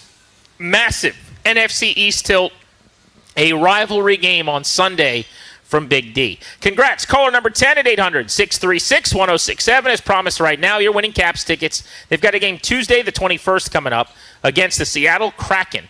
The Capitals are hosting Donate Life Night in partnership with MedStar Health.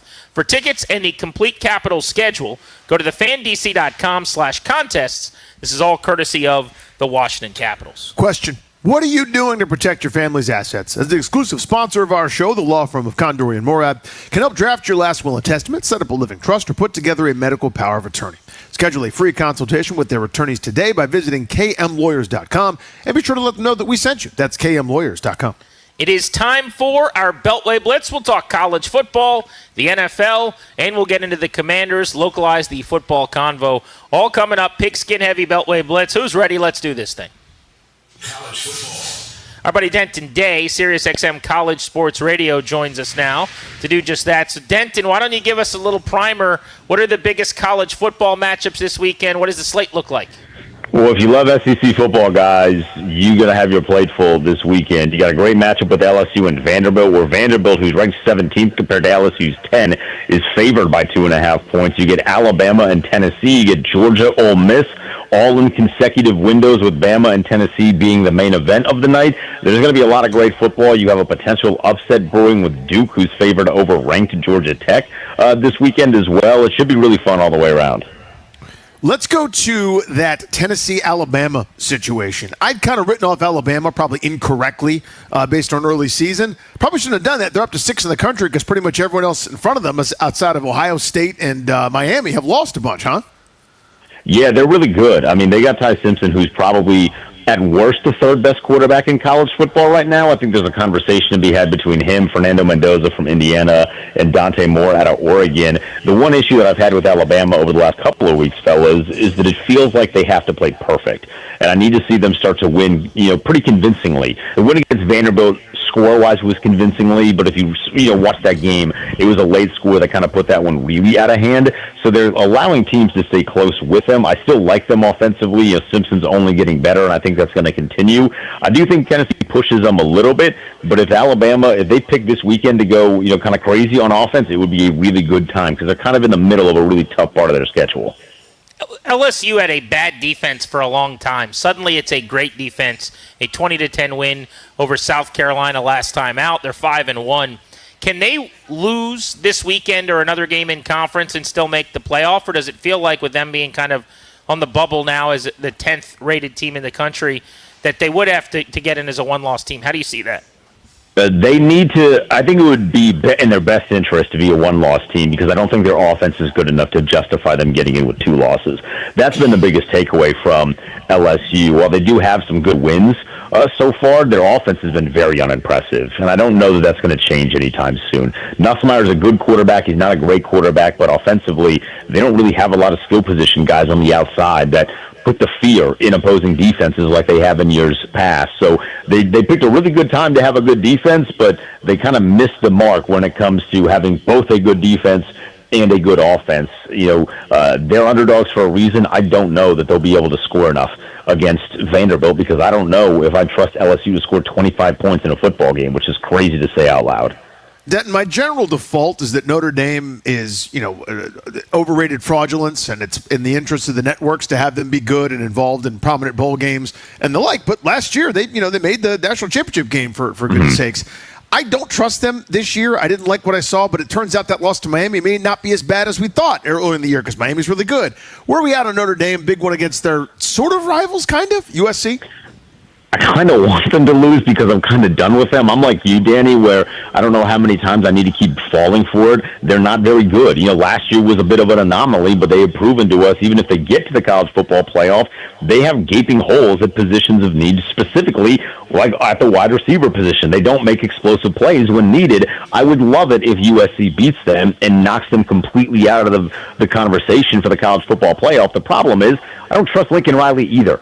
So it's like 2 things that I don't really trust that are colliding this weekend. And, one of them will come out victorious. I have a feeling it's going to be Notre Dame, but I'm kind of with you in that I'm okay if Notre Dame is not in the college football playoff. I'd rather see someone that I think has a better chance to make a deep run and then to actually win. Because keep in mind, they beat Penn State last year and it was a good win, but it was James Franklin. And we kind of know what James Franklin is. Seeing his most exciting thing happening this weekend is being at College game day and not on the sideline. How about Maryland? This has been a real frustrating stretch here for them, going back to the beginning of the month and that loss to Washington, which is kind of unforgivable in the fourth quarter. They've got UCLA tomorrow. And give me some thoughts on the local window here, local outlook. Kind of love Maryland this weekend, fellas. They're underdogs against UCLA. I think everyone's jumping now on the UCLA train, which I understand. They've had a really good previous 2 weeks. The quarterback that everybody's familiar with is starting to play really well. But I like Maryland in this spot because at the end of the day, UCLA is really not a good football team. They've had a good 2 weeks. I still don't think they're a great football team. This would be a great time for Maryland to get one back. They're at the point now where their schedule's starting to get a little tougher.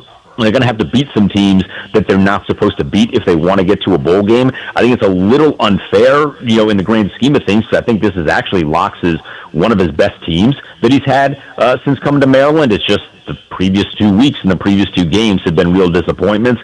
But I like Maryland to pull the upset this weekend. Denton, you're the best, buddy. Have a great weekend. Fellas, appreciate it. We will see you later. Hit that NFL sounder, please. All right, Mike Jones of The Athletic joins us to discuss the NFL. He covers the NFL. That's why he's on to do that. It's how we do the Beltway Blitz. Do you feel like Philadelphia gets right this weekend, Mike?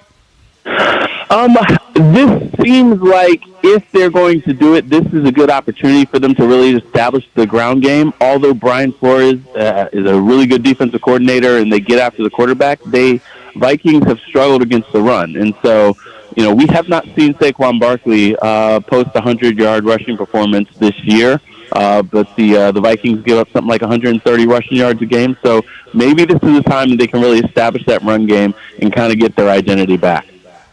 Mike Jones of The Athletic on G&D. Dolphins, Browns, both 1-5 in Cleveland on Sunday at 1 o'clock. What kind of trouble are these two coaches in if this season continues to spiral? In the case of the home coach here, Stefanski's a multi-time coach of the year. Mike McDaniel's obviously in some trouble. How do you see this in those two fronts? I would have fired Kevin Stefanski this morning after he told me that Joe Flacco couldn't play, and he went out there and outdueled Aaron Rodgers, and I'm convinced he doesn't know anything about quarterbacks. So if they lose to the Dolphins, I would fire him. I don't know if that's actually going to happen. And Mike McDaniel, he's definitely, like you said, on shaky ground. If they lose, it's conceivable that they could, but I don't know that when you look at the rest of their staff, there's not a whole lot of good interim options on that staff, and so he might hold on to his job for a little while longer as well. Who's the best team in the NFC right now, and who will be the best team on December 1st?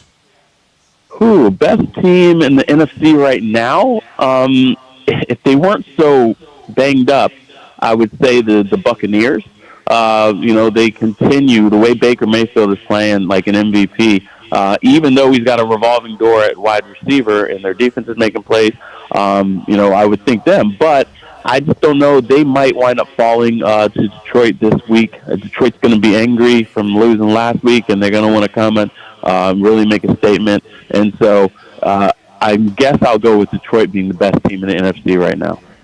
Mike, how about the New England Patriots and Drake May? 4-2. They've got the Titans. Great opportunity to get to 5-2. May's still one of the youngest starting quarterbacks in the league, and he's playing at a top 5 level. Yeah, no, I mean, look, this is why they went out and got Mike Vrabel. They knew, okay, hey, look, we've got some pieces here. We still need to add more, but we need somebody who can come in here, get these guys going about their business with some discipline, playing hard, and that's what Mike Vrabel does. He's got his guys playing hard. We've seen the growth. Josh McDaniels has been good for Drake May. And, like you said, they have an opportunity to go 5-2. Vrabel wants to stomp a mud hole in the Titans. And so I think that they definitely got everybody's attention when they beat Buffalo. And now they're a team that you have to look at and say, hey, they got a chance to be a playoff contender. Sunday Night Football, I feel like it's not getting a ton of attention, but this is a pretty massive game for the Falcons, I feel like. I think every time they take a step forward in general, it's like, okay, here comes another Carolina letdown or another sort of weird misadventure, or they're away from home or something happens. If they're good, I think they can go on the road and win this game. It's pretty much a pick 'em on the road against the beat-up San Francisco team. Where are you at on the Falcons? Yeah, I keep on wanting to see them take strides forward, and like you said, it's kind of like we see them do well, then it's a couple steps backwards. They've got a promising young quarterback. They got a really good running back, talent at wide receiver. They've got some young, hungry pass rushers, and so they've got the pieces in place. But I think because of their youth, we see them struggle to show up every single week. And so the opportunity is there for them to take advantage of these San Francisco injuries and everything. But Kyle Shanahan doesn't really lose to his disciples, and so he might find a way to top Raheem Morris. Mike Jones of The Athletic is where you can find his work. Mike, thank you. We appreciate you. All right, see you guys. Have a good one. You got it. Let's talk Commanders football locally. Tom Shad covers them for the Washington Post. Tom, no Terry McLaurin. What do we think about him missing 4 straight games? Wasn't put on IR, and Dan Quinn acknowledged today they thought he'd be back sooner than this. Yeah, I thought that was really interesting from Dan Quinn, basically kind of indicating that they thought this was a tweener situation. He said it's more difficult when you have somebody who's kind of right on the cusp, like it appears they thought Terry, was, that he could have been back in 2 or 3 weeks. Now we're going on week 4, and there's no certainty that he's going to be back next week, at least as far as I see it. So, I thought that was kind of interesting and really one of the more interesting nuggets that we've heard on Terry because, beyond that, it's just been a lot of silence up to this point. When do we expect Terry McLaurin to actually be himself? Because when he was playing, he hadn't really gotten going yet because we don't know what happened here this offseason, Tom, and I draw a pretty strong correlation there. If and when he does come back, when do we expect him to be fully armed and operational, Terry McLaurin?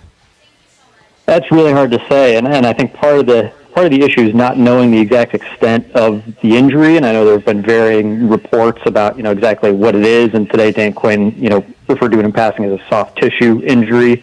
It's just hard to know kind of what the recovery process will look like. I mean, obviously it's a good sign that he was out there, in a limited capacity this week. So, that's like one step forward, but then, not practicing these past 2 days, it's kind of like one step forward, 2 steps back. So, there's a chance that, even as he continues to work back, and then returns to the field in games, he might not be himself, right away. How about Deebo Samuel and what's going on with his heel?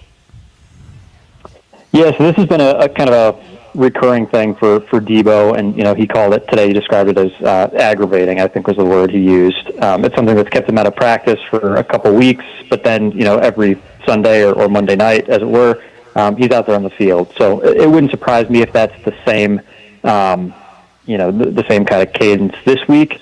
But then there's the question of how effective can you be when you're on the field, and we saw kind of a slightly different version of Debo, I guess I'd say, Monday night against the Bears. Still was able to draw a lot of attention and I think kind of help create looks for other guys just by being out there, but certainly wasn't kind of playing with the same explosiveness as he had against like the Falcons, for example. Not a great get-right week here, Tom, for the defense. This is a really good offense, and they're getting CeeDee Lamb back. What do you expect differently in terms of deployment, maybe personnel, maybe some scheme design? I can't do another week of, we got to communicate better, or whatever the catchphrase that the secondary is using to each other to explain why guys are so open. Do you expect any kind of, different tactics, just something to try to slow this offense down? Yeah, first, one thing I want to mention, there's been a lot of consternation about Terry this week, and the absence of Dorrance Armstrong, I think, will be massive if he's not able to go. Hasn't practiced all week, and he's listed officially as questionable, but, when you don't practice all week, that's kind of trending more towards doubtful than questionable, I think, realistically speaking. In terms of what they can do differently, one thing that we saw a little bit more of last week was playing with three safeties. There's a little bit more of Darnell Savage out there on the field alongside Quan Martin and Jeremy Reeves. That could be one potential solution. Maybe have Jeremy Reeves kind of more of in the box to help kind of stop Javonte Williams, that sort of thing, and then you have an extra body who can cover. That's one potential idea, but honestly, it's going to be tough. And having CeeDee Lamb back, having George Pickens, and then with Dallas's ability to run the ball too with Williams, I think it's going to be a really tough week. Danny and I were talking about expectations for the offense with the receivers missing, and I'm still of the belief that we should totally expect them to be able to move the ball and score. I think the Cowboys are that bad, and injuries haven't really slowed them at any point under Cliff Kingsbury. It doesn't even matter if it was Daniels early this year. They've gone out and they've scored points. This past week, as an example, it would have been 34 without the ill-timed turnovers. Are you kind of the thought that they're still going to score around 30, or do you think this is going to be a really tough game for the offense with all the injuries at receiver? Yeah, it's a great question. I think it really just depends on how effective they are on the ground, which might seem like kind of a weird answer to that question. And again, if Debo doesn't play, they're going to be with, whatever their fourth, fifth, and sixth wide receivers out there on the field. But I think it's really one of those things where the run plays off the pass and vice versa. And if you're able to get Bill going a little bit, and dominate the ball on the ground, it opens up a lot of easy completions, and that's how you get some of these, play action concepts, and you get a little bit more space. It is tough. But one thing I would say that I guess I mentioned earlier, when Debo's out there, even if he's not at his most effective, he's drawing the defense's attention, right? And so it helps kind of free up, wide open completions to Luke McCaffrey like he had last week. So I think if Debo isn't able to go, it makes it a little bit easier for the Cowboys defense to just kind of, key in and stop the run, and that's where it just becomes kind of an old-fashioned style game. And if you can kind of impose your will with the offensive line and with Bill and with potentially, Chris Rodriguez is off the injury report, or at least has no injury status for Sunday, I think that you could still have some success through the air as well, even with kind of your main guys out. Might they be best served to have Debo Samuel sit a week? Because there's so little going on around him in terms of, sort of proven offensive talent and bona fides, and, maybe you'd be able to move the football this way anyway. Is it better maybe to take the long view, or do you think it's, hey, we got to have him, we'll take 70% of him, even if it may prolong this situation? That's a really difficult one, and I think it kind of depends on the specific nature of the injury and what you think, those however many days off would do, or having that game off would do. If it's like a 90% certainty thing that he would be back right as rain next week, maybe you look at it. But again, I do think that him being out there, it makes the defense kind of adjust and play you differently. So there's certainly a lot of added value out there, especially when you don't have guys like Terry McLaurin who are typically serving, that role available. So, that's a really tricky one, and I think it kind of would just depend on the nature of the injury. Tom, thank you, buddy. Good having you on as always. Yeah, thanks, guys. Yeah, enjoy Jerry's World. There's Tom Shad, Washington Post. He will be covering the game this weekend in Dallas. Commanders, Cowboys on Sunday, nationally televised with the A-team for Fox, Burkhardt, Tom Brady on the call, and the entire country watching. Hopefully the Commanders put up a little better showing than they did against the Bears on Natty TV on Monday night. We've talked a lot about the offense, and understandably, that's where the news stories are today. The defense is probably going to determine the game. What is realistic to expect from this defense against the best offense and maybe the quarterback playing the best that they faced all year long? We're going to get into that next on Grant and Danny, right here on The Fan.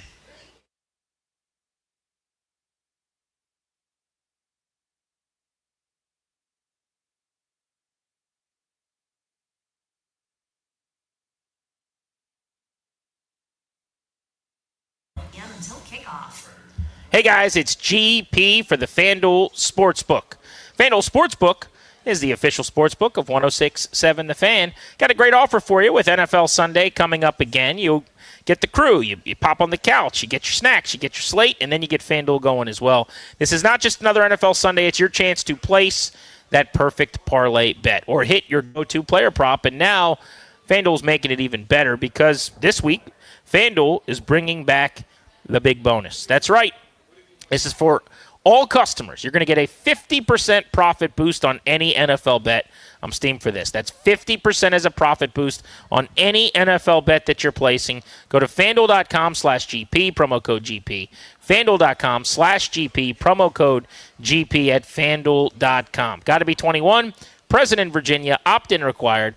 Bonus issued non-withdrawable profit boost tokens. Restrictions apply, including token expiration and max wager amount. Terms, sportsbook.fanduel.com.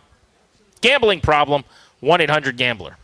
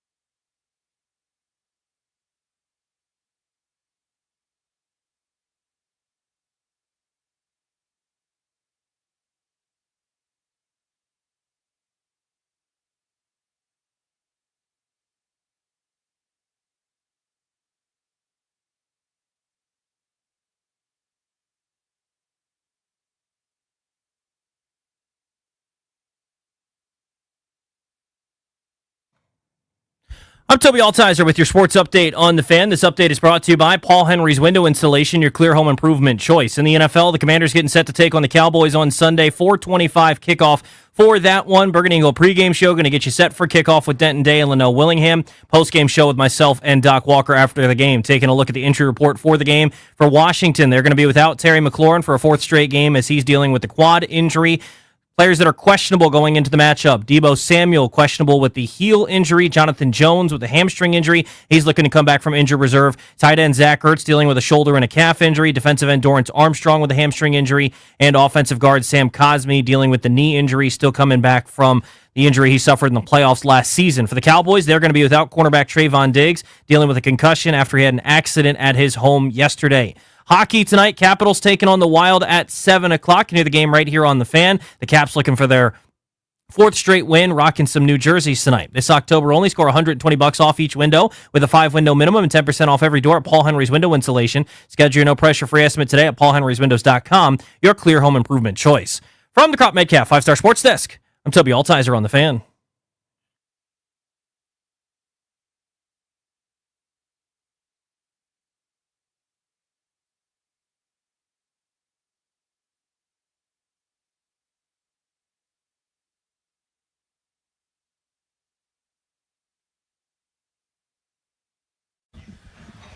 Live from Caddies in Bethesda, we're Grant and Danny, taking you up to 6:30 on the Fan. As you get out of the office this afternoon, this evening, come have happy hour out here at Caddies. Got some great options for you. The drinks are delicious. The food is great. The wings are awesome. We will be here getting ready for the Caps on 106.7 The Fan. I'm actually going to go to the game tonight. Give me a little hike from Bethesda just before puck drop. Just shoot on down to Cap One. You'll make it. I think we're going to make it happen. Where are you sitting tonight, buddy? You got good seats? Not sure yet. I haven't not looked at the tickets just yet. No. Do you think there'll be a lot of space between you and the ice? It's possible. A lot of space, like all the way up high? Potentially. No. Nobody knows. You're not going if you're sitting up really high. I could. You're not gonna, right? I've sat in the 400s more than I've sat anywhere else at that arena. But I don't see your credential. You're not sitting in the press box, which is up really high. Right. You're sitting in the stands. I will be in a seat. I'm wearing Caps gear. I will be there as a fan to watch the Washington hockey outfit try to win a hockey game for the fourth time in as many tries, Danny. Like if you lean forward a little bit, reach your arm, full extension, Paulson, would you touch anything? I don't know. I'll let you know when I get to the game. I see. We take a picture and let everyone know where you're sitting? Yeah, I'll give you you follow me on Instagram. Yeah. At Grant H. Paulson. You can raise your hand. Glass. You're sitting right by the ice. Nobody knows. That's my bet. How could anyone? Your lips are filled with smile. No. You know. I don't. You already know.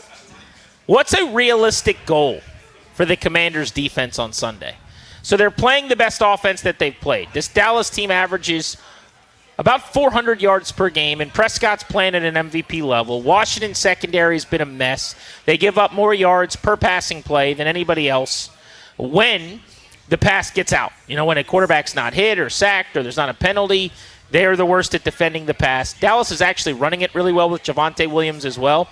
I worry a lot less about that. It's not to say that they're not going to run the ball at all. But with Javon Kinlaw and Daron Payne playing at the level they have against a big physical bruising power back, I kind of like the matchup for Washington. Where I'm petrified is George Pickens, CeeDee Lamb coming back, the Cowboys receiving core, having a tight end and Jake Ferguson who can push the ball down the seam and down the field as well, which Washington has not defended. So it's not a good matchup, as no matchup really is in the passing game. But let's be realistic about this. There's plenty of weeks where we could go, oh, this is not a great offense, find a way to make plays. They're going to give up yards. They're going to give up points. It's going to be a shootout. It's the highest over-under total on FanDuel of the week with about 54 points expected between the two teams. So where should we set the bar on expectation for this group so that we can define success or failure afterwards? Turnovers for me. I mean, there's no way, I don't think, if you just line up and play and nobody messes up catastrophically, there's no fumbled snap or there's no, weird play where someone runs the wrong way and, Dak just gives it away or something weird, which has happened to the Cowboys this year, by the way. You're going to give up 400 some odd yards. You're going to give up north of 30 points. To me, the only stopping is a gamble, is a turnover, is a tip pass for interception, a sack fumble, somebody getting home, a fumble punch, Peanut Tillman style, something. To me, if they get 2 turnovers, they win the football game. It's as simple as that. And if they don't, I have serious questions about their ability to do so. Because, again, I don't think you're stopping them. Dallas on the season has 4 interceptions and 2 fumbles as an offense. 6 giveaways, but that's a little bit misleading because 4 of those were actually in one game against the Bears. So they've actually done a really good job protecting the football. In their last 3 games, they have not turned the ball over. Green Bay scored 40. The Jets won the game, big offensive performance. Carolina, they lost, but they scored 27 points. 0 turnovers in any of those games. They're +3 in margin over that time. But in their first 3 weeks, they had 1 turnover against the Eagles in a loss, 1 turnover against the Giants in an overtime win, and then the 4 turnovers where they got blown out by Chicago. Dak got picked off 3 times, and they lost a fumble. A couple of red zone ones, like at the goal line in that game. That was particularly brutal. But you need something like that. I really believe that. I think you need some kind of, and for most teams, you get 2 turnovers. That's not like the craziest ask in the history of mankind. But for a group that is averaging exactly 1/2 a turnover per game, and 2/3 of their turnovers all season came in one contest, it's a huge ask for this defense that just doesn't force enough turnovers. Well, here's part of the problem with forcing turnovers for Dak is that teams just haven't been able to get enough pressure against the Dallas Cowboys. If you look at sacks against this team, it's really, really hard to come by them. And part of that is their offensive line does a good job. I do think their pass pro is strong. But this is what happens when you have a veteran quarterback who's played forever. You saw it last night with Aaron Rodgers and Joe Flacco. The ball comes out quickly. Why did T.J. Watt have 32 pass rushes and 1 pressure last night? His lowest game in terms of pressure percentage, I think, of his career, or one of them, prior to his sack at the end of the game. Flacco's not dumb. You don't survive in the league for almost 20 years without learning things, right? He knows where Watt is, when he's going to get home, how long to time up that rush clock in the back of his head, how to move away from him. And Dak's got all of those things in spades. Like, he is a really, really sharp player in that regard. He gets sacked about 2.9% of the time on dropbacks, which is number 2 in the NFL. In fact, the only team that does a better job avoiding sacks than Dak Prescott right now is the Indianapolis Colts and Daniel Jones. And I think some of that's his mobility, honestly. I think a lot of that is that. Dak is like the other guys, it's Bo that are around him in sack rate. It's Bo Nix and Sam Darnold and Pat Mahomes and Bryce Young. Those guys move around a lot more. Dak's pretty immobile. I mean, he can scramble occasionally, but he is about as true a pocket passer with cinder blocks feet in the pocket as you're going to find. And still, you can't sack him. It's like Peyton Manning back in the day. One of the lowest sack rates forever, one of the lowest pressure to sack percentages, even though he never moved. Because it was just so hard to get there before he got the ball out. He knew where the pressure was coming from. He was basically throwing it right behind wherever you're bringing it. Yeah, he knew where the counter was, knew where the counter to your counter was, and then had an idea that if those first 3 things didn't work, he was just going to throw it away. But yeah, it's not quite to that level, certainly, because that's one of the greats of all time talking about that. But the way this offense is moving now with the options that they have, and I got to give Brian Schottenheimer a lot of credit. I'm eating some crow on this one. I thought that was kind of they couldn't get anyone else to take the gig type hire right there, but that offense is humming. The way they're running the ball, I think is exceptional. And this hasn't been their offensive line as they designed it. They've had a bunch of injuries. They're getting some guys back this week, as a matter of fact, but they've still done an unbelievably good job, and I think Dak deserves a lot of credit for that too. Just kind of the maestro behind there, getting him in the right looks, the right plays, having George Pickens when he's on good behavior has been unbelievable. Now you're bringing CeeDee Lamb back, and Jake Ferguson would be Washington's leading receiver. Right, he has more catches than anybody else they have on their offense, and he'd be second to Deebo Samuel in yards. That's their tight end. They've got options in any kind of the offensive, whether it's pass game, run game, etc. Well, they stay on the field. They run a lot of plays. They do everything well. Everybody gets opportunities, and everybody gets to eat when you're running 65, 70 plays in a game or whatever because you're moving the football, you're not punting. We've seen it. It's the same way when the Commanders are cooking and going good here, that they operate. But this is just as high a level as we've seen Dak operate in a long, long time. You mentioned Jake Ferguson. He's been targeted on about 53% of his routes when the Cowboys use play action this season, which is the highest rate among any receivers with at least 25 such routes, which is to say when they get that run game going, and now they're under center, something Washington never does, which the Cowboys will, and then they go play action, Jake Ferguson's getting targeted about half the time. 20 catches off play action passes, 2 times more than any other Cowboys receiver. That's how they get him the football. George Pickens, who you referenced, a couple of nuggets on him. Pickens targeted on 10 of 18 routes when facing single high safety coverage in Week 6 against the Panthers. 9 for $168 and a touchdown against those looks. Now, I don't think Washington's going to run a lot of single high, but clearly Dak had a preference. Yep. As soon as he had basically a man opportunity where there wasn't dual safety help up top, he was forcing the ball into George Pickens, who basically all of the damage he did was against single high. Pickens as well targeted on 25% of his routes without CeeDee Lamb on the field since that injury. He was only targeted 15% of the time before he was out. So maybe you see a little bit less Pickens if they go right back to the CeeDee Lamb plan. I happen to believe, though, even with CeeDee coming back, I know he's one of the 3 or 4 best receivers in the league. You just tell him, hey, listen, man, get in where you fit in. Everybody's been feasting. This is working really well.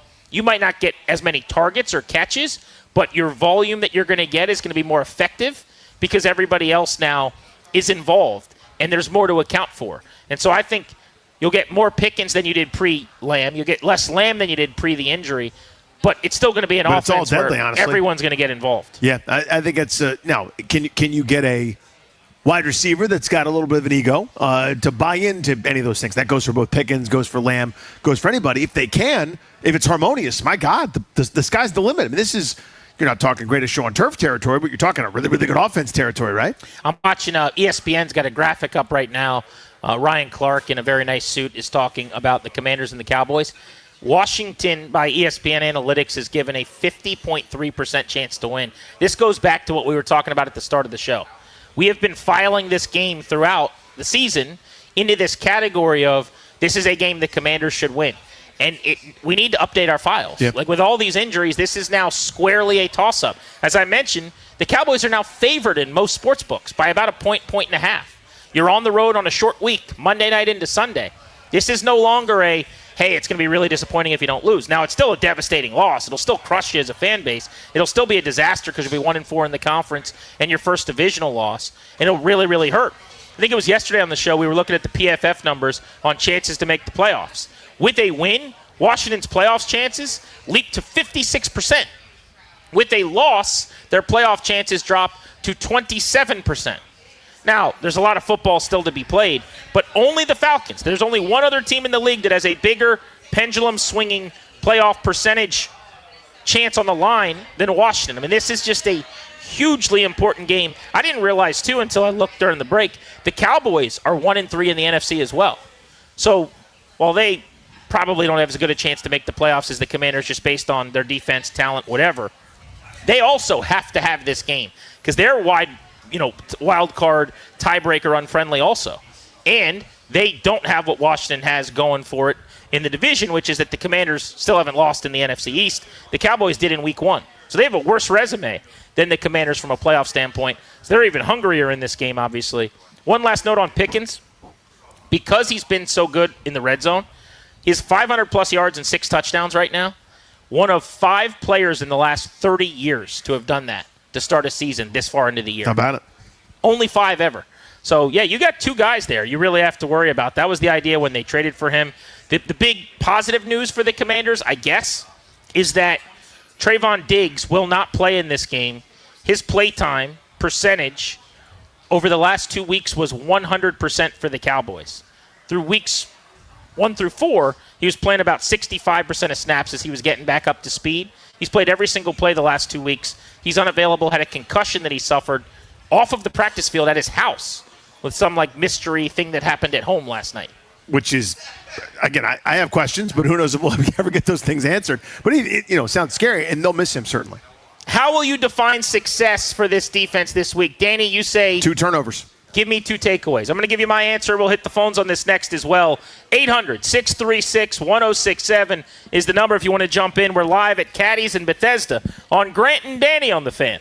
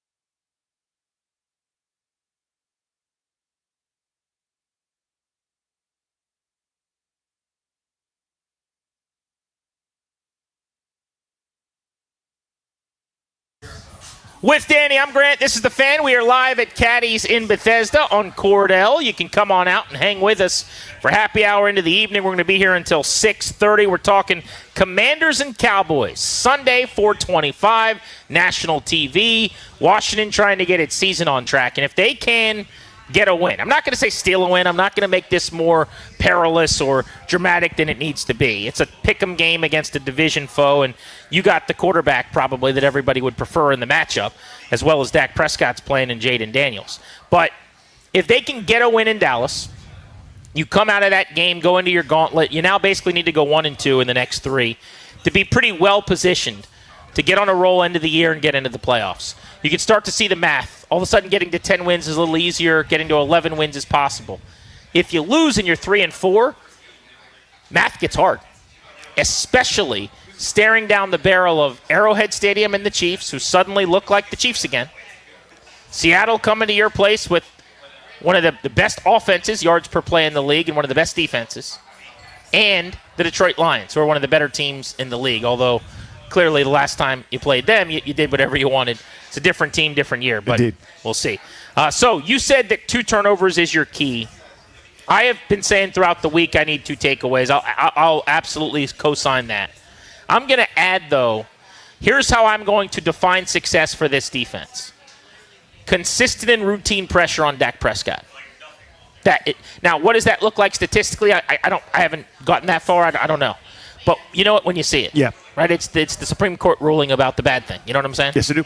We're at a bar now, so normally if we were in studio, I would just tell you what the thing is. What's the thing? Say it loudly. It's a thing. It's a thing that Yell people it look really at. loudly because they're not listening to us. Just yell that word super loud at them. Don't do it. You know what I'm talking I do, about. yeah. It starts with a P, and it ends with ornography. Rhymes with bibliography. Right, exactly. You know it when you see it. Yep. They need to consistently pressure Dak Prescott. It's going to be hard if you don't have Dorrance Armstrong. It sounded like, what did you take out of the Tom Shad report on that? He seemed like he was dubious about him playing. That's what I thought. I thought that's what it meant. I mean, we weren't trending in the right direction. It's hamstring. So, yeah, I thought he was, I don't want to say he was all but ruled out, but that's kind of how I was viewing it. Maybe I'm wrong. He didn't practice today. Yeah, at all this week.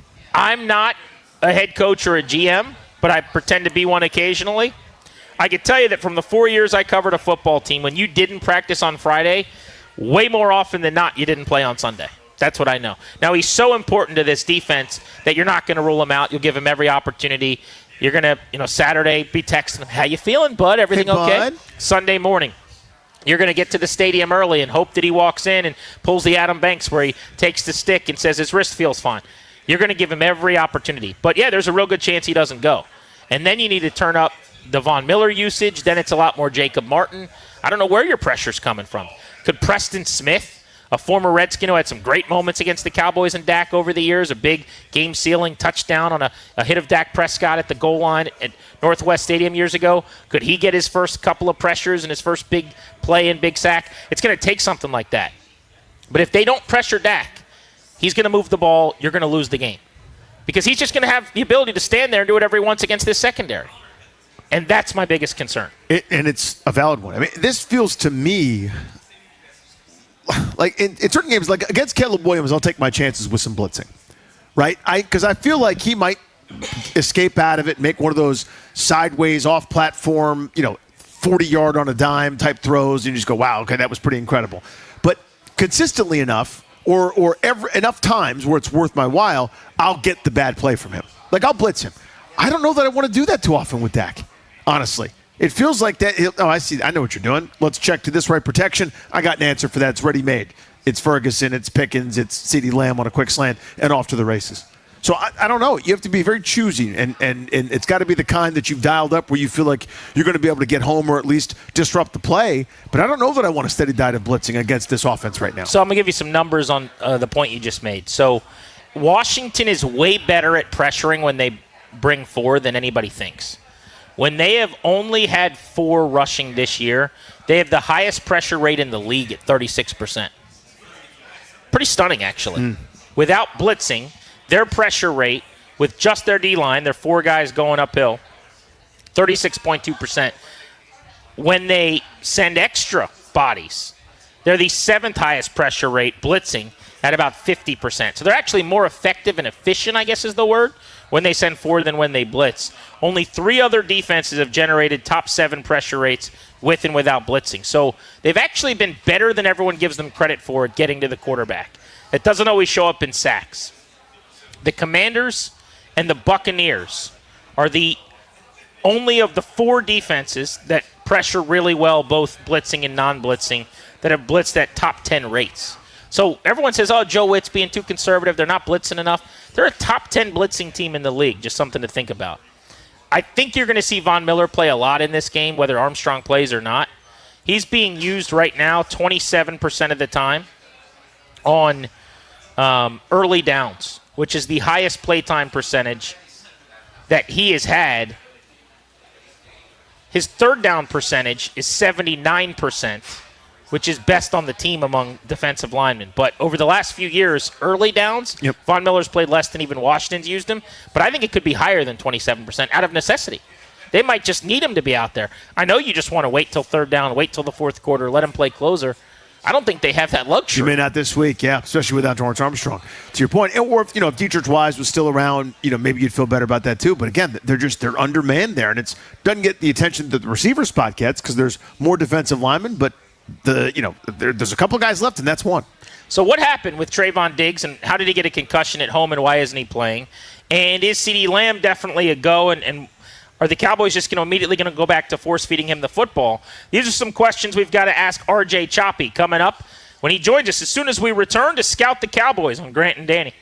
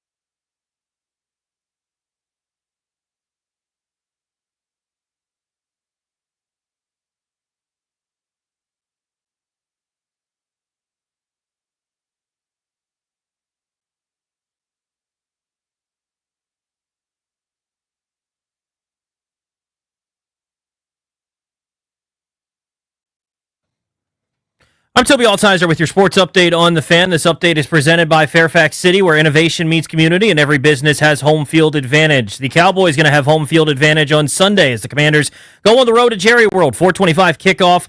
Burgundy Eagle pregame show with Denton Day and Leno Willingham get you set for the game. After the game, myself and Doc Walker have the Burgundy Eagle postgame show. Taking a look at the injury report.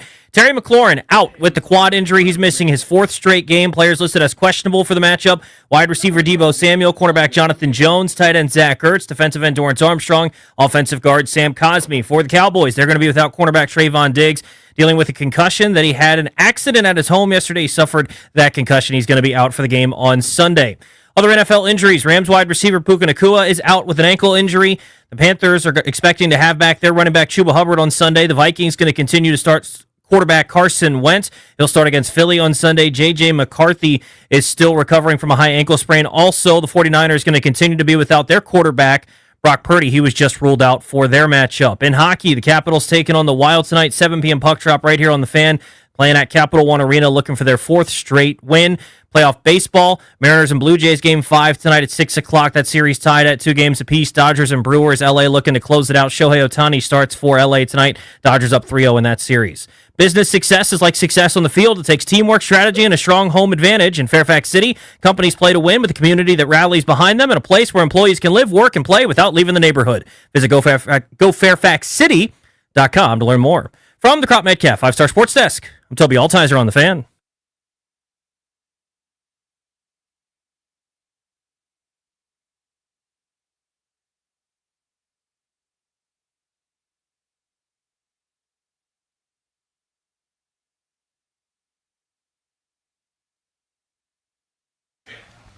Welcome back to Grant and Danny on The Fan. We are live at Caddy's in Bethesda on Cordell. Stop through. Say what's up. We are hanging out with our listeners at the Commanders and the Cowboys on Sunday and a big college football day tomorrow as well.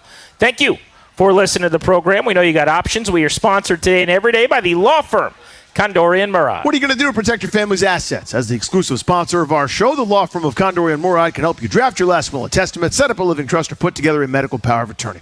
Schedule a free consultation with their attorneys today by visiting kmlawyers.com, and be sure to let them know that we sent you. That's kmlawyers.com. Let's get the latest on the Dallas Cowboys. We always like to find as much out about the opponent as we can on Fridays. Let's go scouting.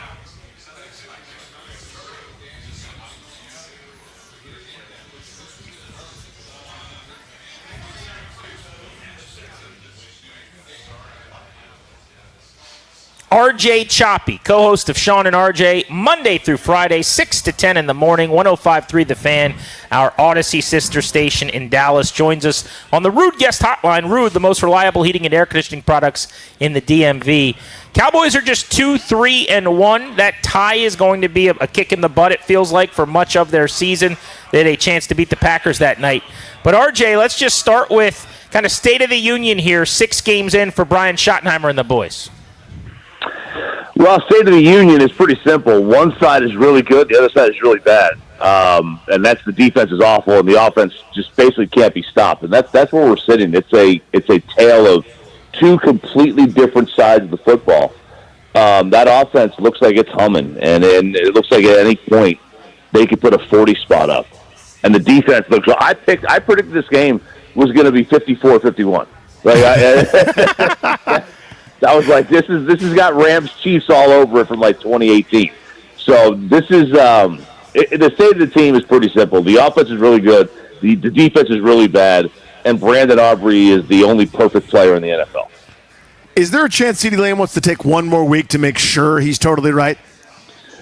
I don't know, man. You want all of George Pickens that he can give you? No, I mean, I don't want any of it, man. No, that dude is playing out of his mind. Like, we weren't sure we were getting when they traded for him because we hadn't seen it, right? We saw, like, flashes of it in Pittsburgh, but he has no quarterback. You know, you can only show so much if you have no quarterback.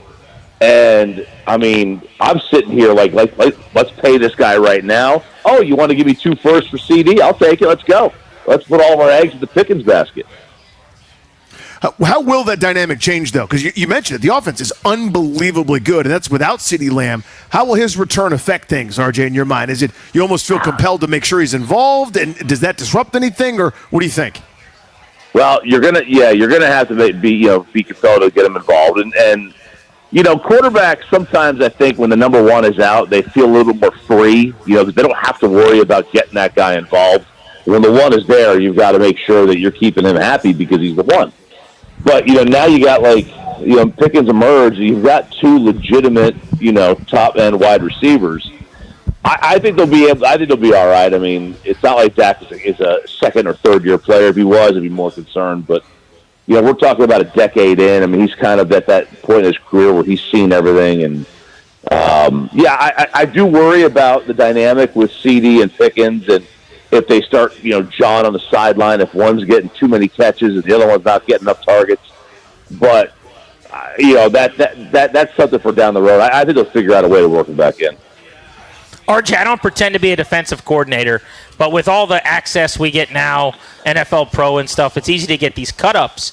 And this week I went through and watched every Dak throw, just of his dropbacks. He's playing at an unbelievable level. I mean, I'm a big proponent of these veterans at quarterback that have been around forever, and the easier it gets, the longer you've been in the league. It's really amazing at the level he's playing at. Is that kind of the narrative in Dallas, that this is an MVP caliber start to his year? Mm-hmm. Yeah. Look, you don't pretend to be an defensive coordinator. Matt Eberflus actually gets paid to pretend to be a defensive coordinator. He doesn't pretend to be one either. No, he's definitely pretending. Yeah, for sure. If the Cowboys had a better record, Dak would probably be in the MVP conversation. As it sits, I mean, you're going to be looking at your Bakers and your Daniel Jones, your Goffs. I mean, those guys are up there right now. The problem with Dak is the team's not going to win very many games. This is going to be a team because that schedule gets hard. I mean, you got the Commanders, you've got Philadelphia, you've got Denver, you've got Detroit in the schedule, you got Minnesota. I mean, you play in the NFC North and the AFC West. It's not easy this year. So, and you got Washington does the same thing. We had the same schedule basically. So.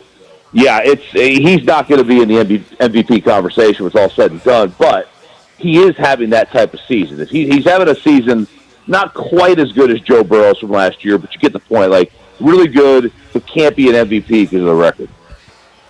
105.3 The Fans, RJ Choppy joining us here to break down the Dallas Cowboys on G&D. This defense, I didn't think it'd be good. I didn't think it'd even be regular bad. How is it this? I mean, how is it to this level that they can't stop anybody? Well, I've seen more of these guys are playing tag out there. They're not playing football. I mean, I've seen the back of their jersey more than the front half the time on these defensive backs and these secondary guys. Donovan Wilson, the safety, he's in coverage a lot. He has no business being in coverage. He has as much business being in coverage as we do. If you guys don't pick on him, you are completely missing the plot. They don't have a pass rush, although Jerry said it's the most capable pass rush they've got. They can't stop the run, although Jerry said that the whole reason they traded Micah was to stop the run and get Kenny Clark. Well, he can't stay on his feet. He's on the ground half the time. They don't blitz. They don't bring pressure. They play a zone when they should be playing a man. Other than that, how is the play? I think it's awful. It's terrible. So trading Micah Parsons so far has made their defense so that worse. Hurts the defense is what you're saying? It made the defense. Yeah. I don't think it would have mattered in a win or two. I mean, now maybe the Packer game, right? It was a tie game. Maybe that one player makes a difference, but. I mean, this was going to be a bad defense regardless. Their problem is in the secondary. Now, their pass rush, Micah, he doesn't get – it's not like he's Michael Strahan out here getting 20 sacks a year. I mean, he gets 12, which is good, but, he's more of a pressure guy anyway. Now, pressure can lead to good things. It could lead to good things happening. But, yeah, I mean, look, it definitely hurt. There's no doubt about that. They probably did become a better run defense up the middle. But Kenny Clark doesn't help on the outside. It's bad. We knew it was going to be bad. We didn't know it was going to be like this. Co-host of Sean and RJ, mornings in Dallas on 105.3 The Fan. RJ Choppy is with us on Grant and Danny. The game they played this past week against Carolina, it would appear to me, if I'm Washington, I got receiver problems. I'm lining up. I'm running the ball till they stop it, and they're probably not going to stop it. Is there more to it than that? Have they had games where they've been able to make teams one-dimensional and shut down the run? And we thought Washington would just run the ball like crazy against the Bears with an extra week to prepare and getting some starters back. That wasn't the case. Does this feel like a day where is there something Dallas can do to stop the run? Man, like the only time the defense played remotely solid football was the second half of week 1 against Philly. And we've seen what Philly has been this year, passing the football, running the football, right? Saquon's not having a great year. They won a football game where they had 0 pass yards in the second half. And then the other one was the Jets. And as we have seen, the Jets are the Jets. And Justin Fields put up 100 passer rating on this team. Justin Fields had a passer rating over 100 against this team. Every time this team takes the field, the defense is allowing a passer rating of like 120. That would be better than like the opponent for the Cowboys is literally the league MVP every game. That's the opponent. That's how bad this defense is. But that's it. Those are the 2 times, the Jets and the second half against Philadelphia. That's not a rigging endorsement. Well, by the way, what happened with Trayvon Diggs? Are we going to find out this is like one of those weird baseball injuries where Tom Glavine ironed his shirt and burned his neck that he was wearing? Or like Sammy Sosa sneezed? This is one of those he tripped over his dog things, right? That's what you have to find out. But that's not the real story, right? We know that. You know, like, that's the wink. Like, oh yeah, he fell in the shower. I honestly have no idea. We have been told nothing. The Cowboys had a very, very, poignant no comment. So we don't know much. I assume Jay Glazer will break something on the pregame show about what's going on. But right now it's like, oh boy. Now the good news is this means he can't get beat this week because he's been getting beat like crazy. But it can't be good for your defense either. Does this feel like when you look at Philadelphia, RJ? It's like every week there's some sort of new dramatics, like someone's reading a book on the sideline, or there's this players only meeting. AJ Brown's mad. There's like someone's deleting something off Instagram or whatever. Does it feel like that down there in Dallas in terms of the discord, or is it just kind of business as usual for a team that's around 500? This is every week of every year of every Cowboys season of every game.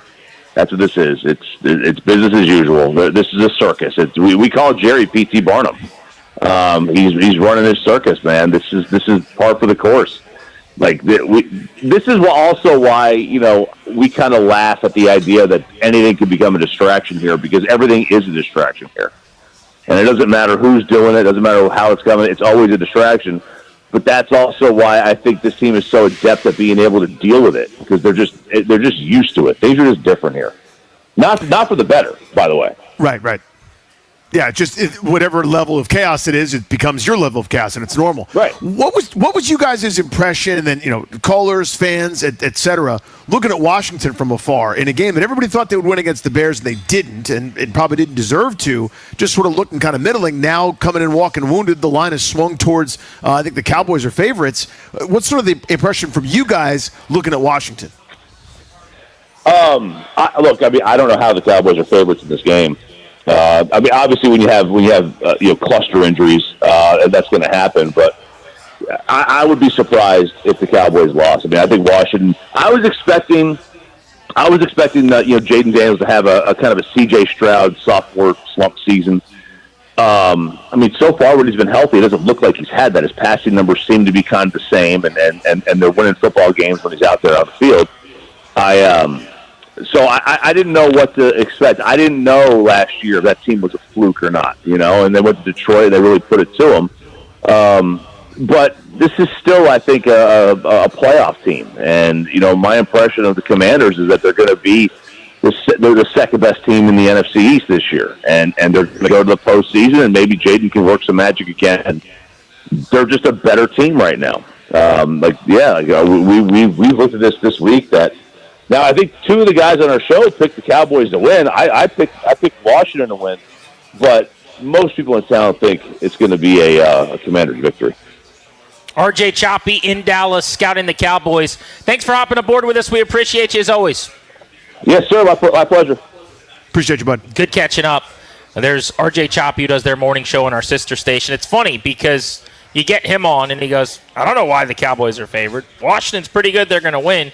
And yet if you listen certainly to how you feel today, Danny, sounds like you're trending toward picking the Cowboys, and you don't really get why the line is as close as it is necessarily. Yeah, when you follow your dysfunctional group, that's kind of my up thinking. Close and personal.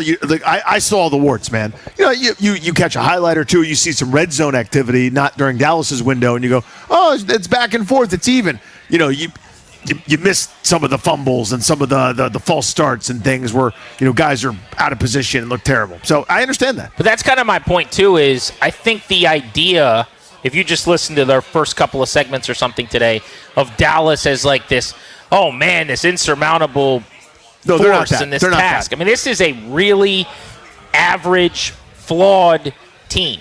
And while Brian Schottenheimer's done a great job with the offense, and I give him all the credit in the world, I was wrong in thinking he's kind of a goose who wants to run the ball too much without a great run scheme. They've run it great. They've thrown it great. They're doing everything really well. They haven't missed Mike McCarthy in terms of their offensive play calling at all.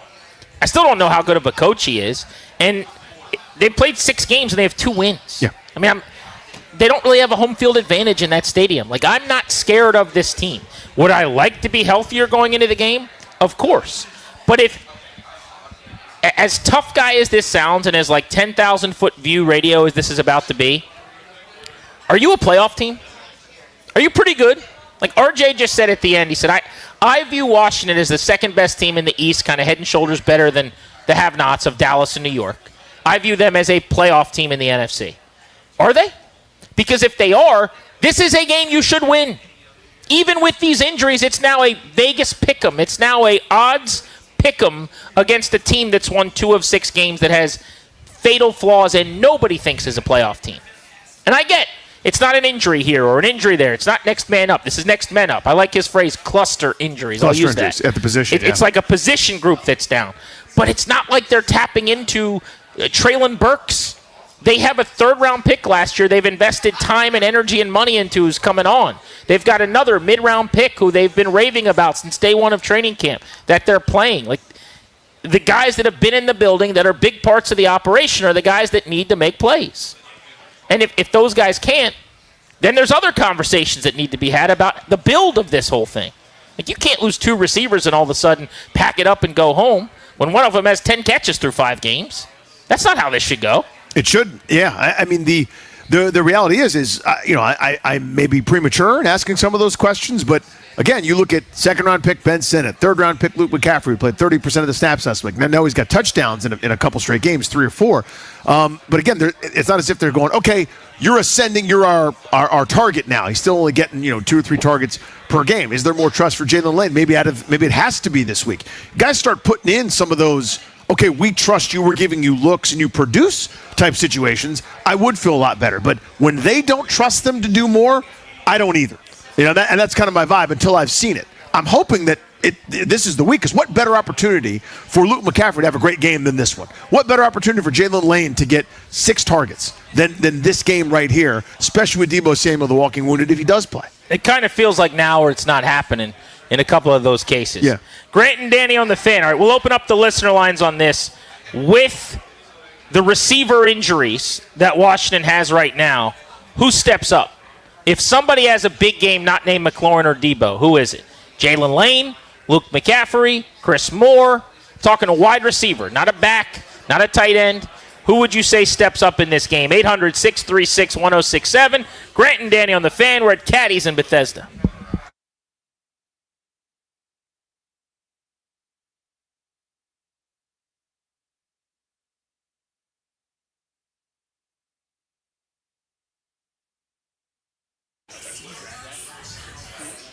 What's up, guys? Danny Rouillet here. Let's take a look at the latest pro football injury report presented by Fanatics Sportsbook.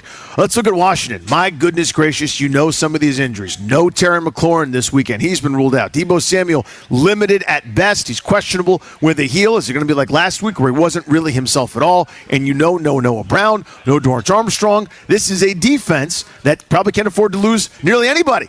let alone a really influential pass rusher. Might affect what Dallas is able to do with their group. And for Dallas on defense, no Trayvon Diggs. He's going to cover some of the wide receivers who might be available. Might be some opportunities there for Jalen Lane, Luke McCaffrey, maybe Zach Ertz, maybe Chris Moore as you kind of look at this matchup. But a critical, high-scoring potential game. A lot of injuries on both sides of the ball, especially for Washington. But looks to be a very, very high-scoring affair. A lot of potential overs maybe in this ball game on Saturday, the highest over-under of the week. And that's today's injury report. Listen all season long for weekly injury updates presented by Fanatics Sportsbook, the home of fair play. Download the app today. This football season, where else would you want to bet other than with my friends at Fanatics Sportsbook? It's the home of fair play. I was just mentioning it, right? Protecting all pro football player props across straight bets, parlays, same-game parlays all season long from any first-half entry. They were the first to protect your prop bets through the first quarter. Now they're extending that protection through the entirety of the first half. That's 30 minutes of player prop protection on all bets, whether it's QBs, running backs, receivers, even defensive players. Fanatics Sportsbook's fair play policy gives you the edge when it comes to cooking up that parlay. Bet with confidence. So why stick with a book that leaves you empty-handed when you can bet with the one that has your back for the entire first half? So if you want to protect your players in your parlays from injuries, you switch to the sports book that will always have your back across the first and second quarter, all pro football, every single game, all season long. Fanatics Sportsbook, winning hits different here. Must be 21 plus. Gambling problem? Call 1-800-GAMBLER-MD. Visit mdgamblinghelp.org.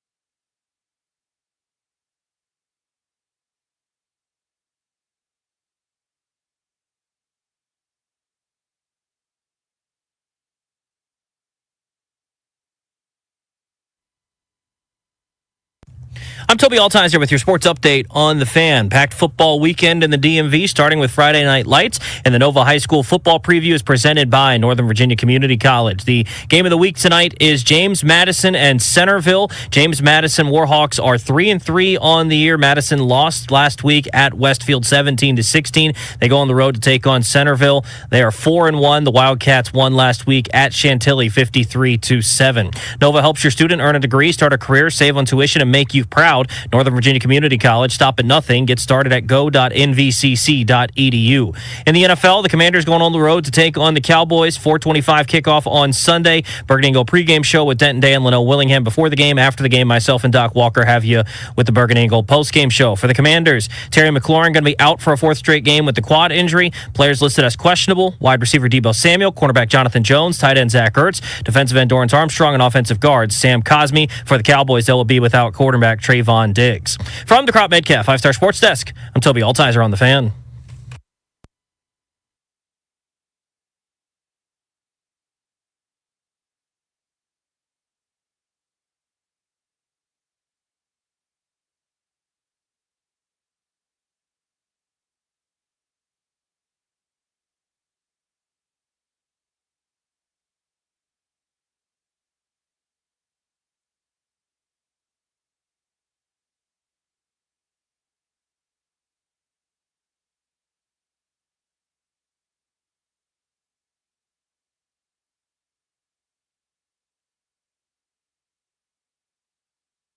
Doing one early was for me. This is for you. Yeah.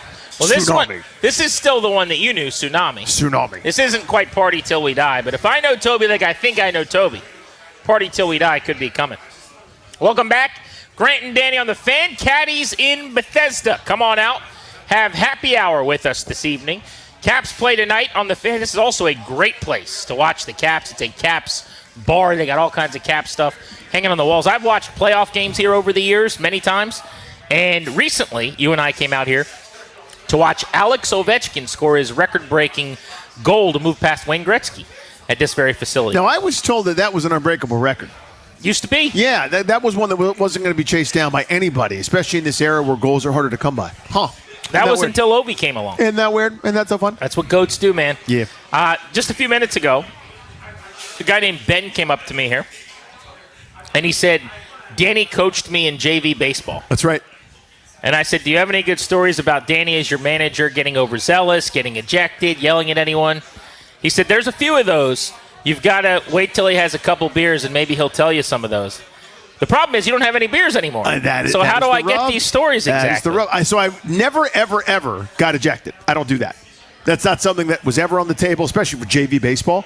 Maybe if I was a varsity coach and there was something important enough, I might bring myself to that. But for JV baseball, I considered it developmental, and that was not going to be a part of anybody's development. But that shocks me. No. How do I say what I'm about to say? Listen, here's the thing. I know exactly what you're thinking. Go ahead and say it. Your competitiveness is insane. Yes. Let's start with that. Uh-huh. And you don't have the ability, from what I can tell, to turn that off.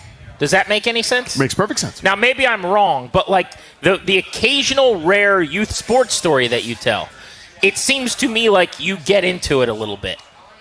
Where if there's a coach that annoys you, you're out for blood. You know what I'm saying? Like, if there's someone on the other sideline. You're calling upon a recent story here. No. Actually, I wasn't even thinking about the recent one. Yeah. Remember the one where like there was I don't want to say who it was. Yeah, please don't.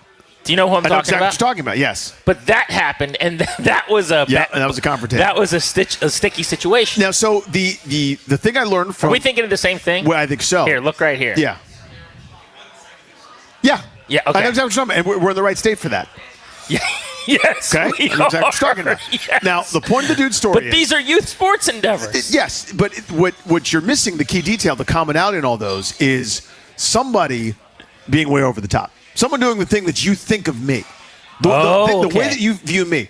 One of my mentors, a guy that actually coached Ben, who was here also. Ben just took off. But David Bod, who is now a head of school in Dallas, but he was a guy that coached me forever. We became great friends over the years. He said something that really stuck with me when I was young, talking about like in my early 20s. In order to be a good coach, the player inside you has to die. I love that. You give up what and you understand what's best instead of what you would have done or what you're doing. It's not about you anymore. It's about them. And I realized that me being myself, that wouldn't make a good coach. That's not a good mentor to throw temper tantrums and spike your helmet and scream at people and be insufferable. So I'm not that way as a coach. I know nobody believes it because I'm so intense. No, but I wouldn't have thought that. No, because I'm so awful to be around during competition. No. Yes. Okay, fine. I fully acknowledge it. I'm not saying that's completely wrong. Great. I was there. It was a rarity, an absolute rarity, that I wasn't the most hated player on my team by every opponent over the course of my entire career in every sport. If you're going to say it, the amount of times people have come up to me and they'll say something like, I played against Danny in Little League, or I played against Danny in high school. He was great, but... And they almost never say anything after that. And I'm always like, and they're like, they don't, like, they just kind of stop there. They feel bad saying it. Right. Absolute truth. But, I was impossible to deal with. But stick aside, that's not why I would assume. It's actually the coaching resume but you don't tell me about all the normal stuff probably. So the only times we really talk are like, dude, you're not going to believe it. This other coach did this. And what you're saying is actually very true. Everything I can think of in this regard where I'm like, oh my God, Danny's being that guy is, you're right. It's the other coach did something that annoyed you. Yeah, or and like that's how we got here. Yeah. They care too much, or oh my God, why is that guy teaching his team to do this kind of dirty thing? And so then it becomes like it elicits something in you where you go, I've got to beat this guy. Right now, I didn't care before. I'm coaching 8-year-olds. This is developmental. Let's all have a decent time and get a post-game snack. Right. Once you start doing that, you complain and are miserable, and then complain about me doing it. Like, oh, that's enough. Now, like, you know what I mean? Like, you're the worst, and then you're trying to call out us. I've had enough of that, which is what happens, has happened several times. So, yeah, But as long as someone is taking it the proper level of serious, we just have a great old time. Then you're just going to do that too. And it's fun loving and are you raising to their level? Is that fair to say? Like, is it the competitiveness of needing to win, and they're very serious in winning, so now you've got to be serious in winning? No, so I always try to be better than the thing that I criticize. That is a general life truth that I think we should all strive for. If you're going to rip somebody for doing something, make sure you're not doing it. That's the old glass houses type expression. But I want to get back to the original two-pronged point that Ben made to you, where you asked him, like, getting thrown out of games. No. Time where he was overzealous? Yes. Yes. Well, in fairness, he said you were super young and like fresh out of GW. Yeah. And he also said, and I should note, that you were a fantastic coach and basically you imparted a lot of having recently just played college baseball. And you played for an incredible coach, by the way. For people that don't know, your coach at GW, Tom Walter, has gone on to become one of the great coaches in America who currently runs Wake Forest, which is right there with Vanderbilt, and LSU is like the best programs in America. 2 first-rounders a year on average over the last couple of years, basically. And generally top 5 picks. Yeah. I mean, this is a juggernaut program, and that's who you learned from. So his point was he was fresh out of college. He had a lot of good knowledge to pass along. He said it was a very, very positive experience. I mean, think about it. Years and years later, he goes out of his way to come by and say hello. Yes. It's not because he hated you. When I go back to King George, I'm not seeking out teachers I couldn't stand to go say hello to. You know what I'm saying? I know exactly what you mean. So that's a good thing. Yeah, but we had some fun. There were some shenanigans. At one point, it was kind of wild. He said you used to workshop all your stand-up material on them. Not all of it, but some of it. What was crazy is, like, this happens at high school sports, right? Especially at the JV level. You don't want to cut people. You want to keep everybody around, especially at a small school like St. Albans where I was coaching. It's not like you just can afford to turn away potential players, right? So, like, you keep everybody. And so we had, like, this influx situation with assistant coaches or whatever. Long story short, my assistant coach left in the middle of the year for another job, which he got a great opportunity. He should go. Like, it was awesome for him. It was me in charge of 26 kids as a 22-year-old. Just a bad setup. That feels wrong. So we're like on bus trips or whatever, and they're like going crazy, and I'm like, all right, let me tell you guys a story. Or You're let a me year try and a to get half some removed attention. from some super bad decisions in college. I'm like, I could probably finish this 30-pack of Miller Lite by myself, and now I'm in charge of 26 14-year-olds. Like, that was not a great recipe. Whose idea was that? It was no one's idea on purpose, but it's like, what happened? Like, you didn't have assistants? I did, but the guy left. The guy got another job. There was no one to promote? There was no one that you could tap into? There was the gym teacher at the school or something? We asked around. Everyone's like, I'm busy. I'm coaching tennis or golf or swimming, or I go home at 2 every day. Yeah, nobody wanted to be my assistant coach. A lot of them, because they had me as a student, they were like, I don't want to work. Does that for go guy. back to the thing? The student, Danny Rouillet? Yeah, where all these teachers are like, nice kid, but I don't want to have to take orders from him. Oh, I see. Like, I'm not. You mean the guy that got C's at best? So you weren't a student like you were a player?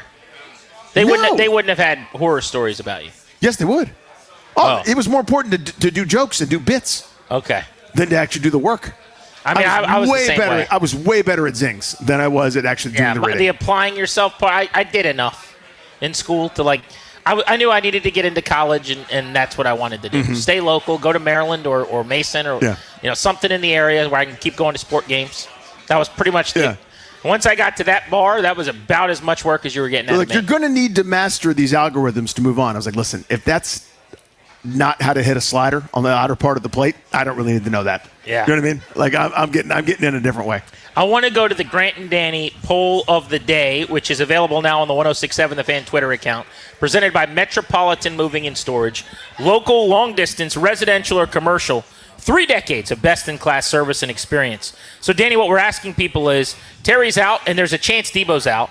He said today, non-committally, wasn't sure if he's going to play or not, that the heel's bothering him. He looked like the heel was bothering him. Let's say best-case scenario he plays, but he's not quite himself, like the Bears game. Someone else has to step up. So pick a receiver, if one ball's out, that you have the most confidence in to do so. Options are Chris Moore, Luke McCaffrey, Jalen Lane. I think we kind of hit the Chris Moore ceiling, so it's not him. To me, it's Jalen Lane, and it may not be in volume. I just don't think the volume will be there for either he or Luke McCaffrey. It's the best chance for a big play. I saw it enough with that little stutter go route that he showed this past week that, okay, maybe he's got some quicks. He can route people up a little bit. He can move past people. And I don't care about shorts and T-shirt, the Aldrick Robinson Award for the offseason. I care about in-game stuff, and he showed something last week against Chicago. That was a thing of beauty.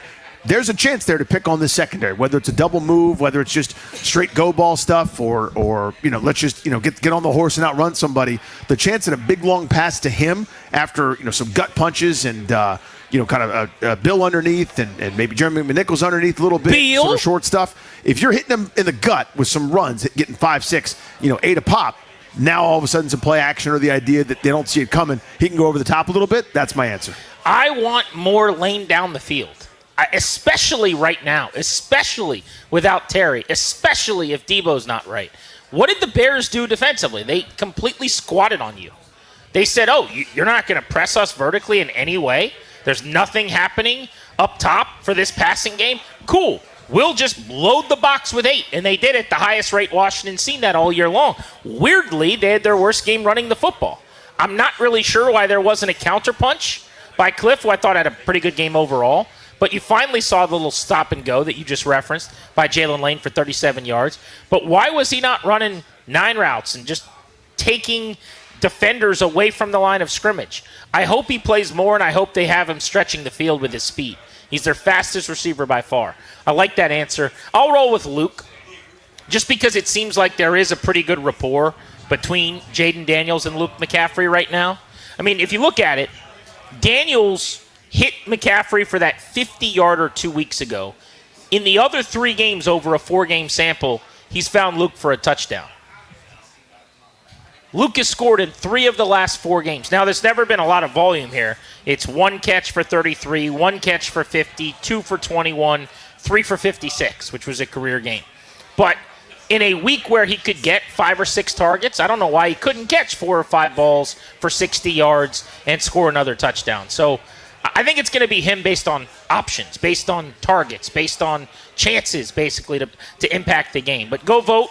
Again, it's the Metropolitan Moving and Storage poll of the day. Which receiver steps up for the Commanders? And we'll take your calls on this in just a few at 800-636-1067. Metropolitan Moving and Storage.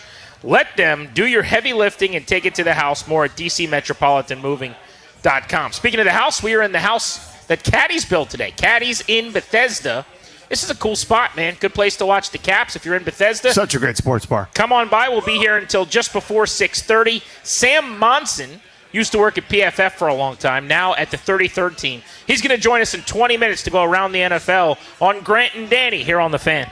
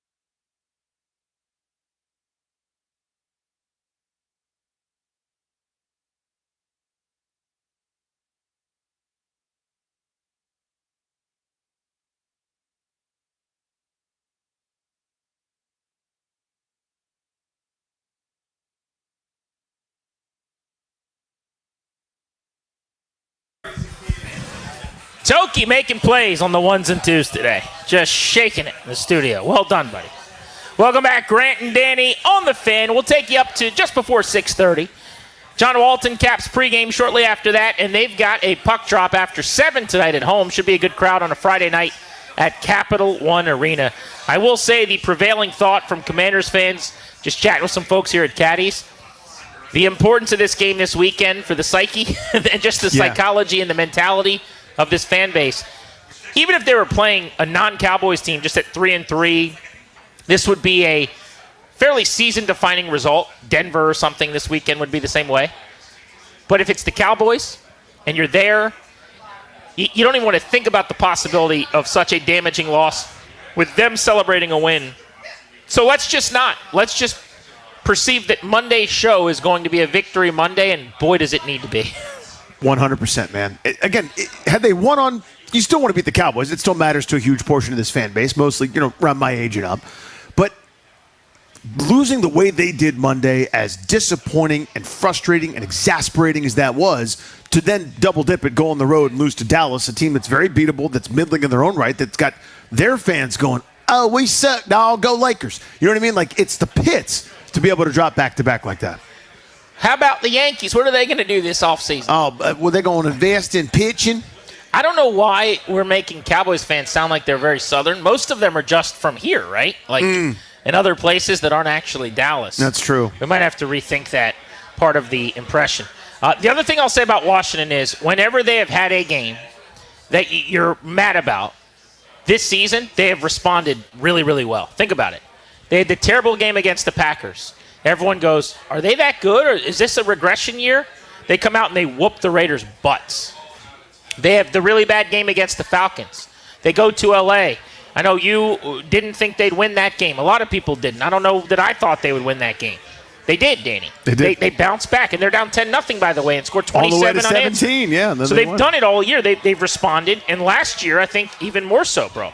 I mean, think about at times, like they lose to the Bucs in horrible fashion in Week 1. They come back and they whoop up on the Giants to start a 4-game winning streak. They had the loss in Baltimore to the Ravens, if you remember. It was like 30-23 game early October last year. They come back and they whoop the Panthers and they hang 40 right before the Hail Mary game. Then they had that 3-game losing streak, including their worst loss of the season to Dallas.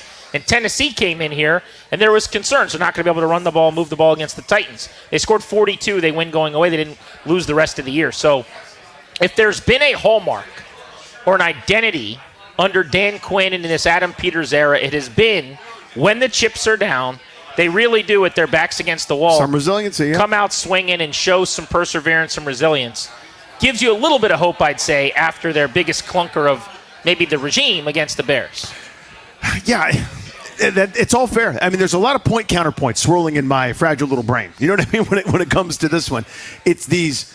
That all sounds right and true. Well, that doesn't take into account this year's unbelievably sluggish starts that they can't seem to get past, and that Dan Quinn seems to be at a loss as to how to fix, or what coordinators at a loss to figure out how to change. We haven't talked about that. Where they just give up first quarters. Let's talk about that for a second. Yeah, and then the rest of the game, they've been pretty good, but it's like that first, 15 to 20 minutes, they're sleepwalking and are down always. Well, especially on the road, right? They Bears version was the worst one and the only one at home like that, where they spotted Chicago 13. But here are your road games this year and how you started. They get blown out by the Packers. The game score was closer than the game actually was. They get eviscerated defensively by the Falcons.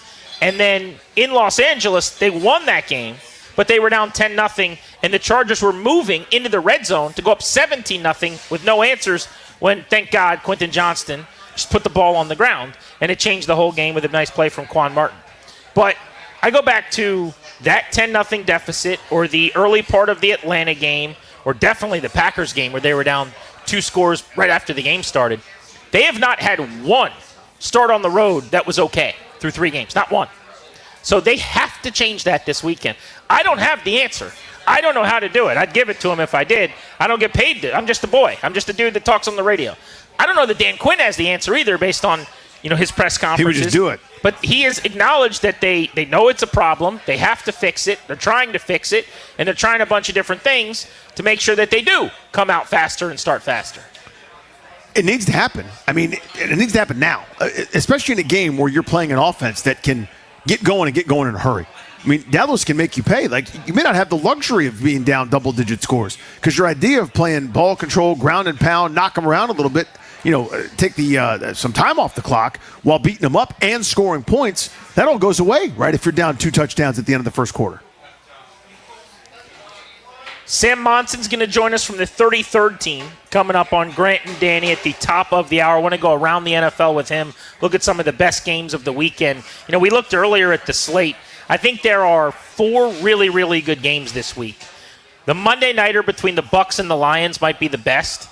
I also think, though, Falcons-49ers is good. Sneaky, really good.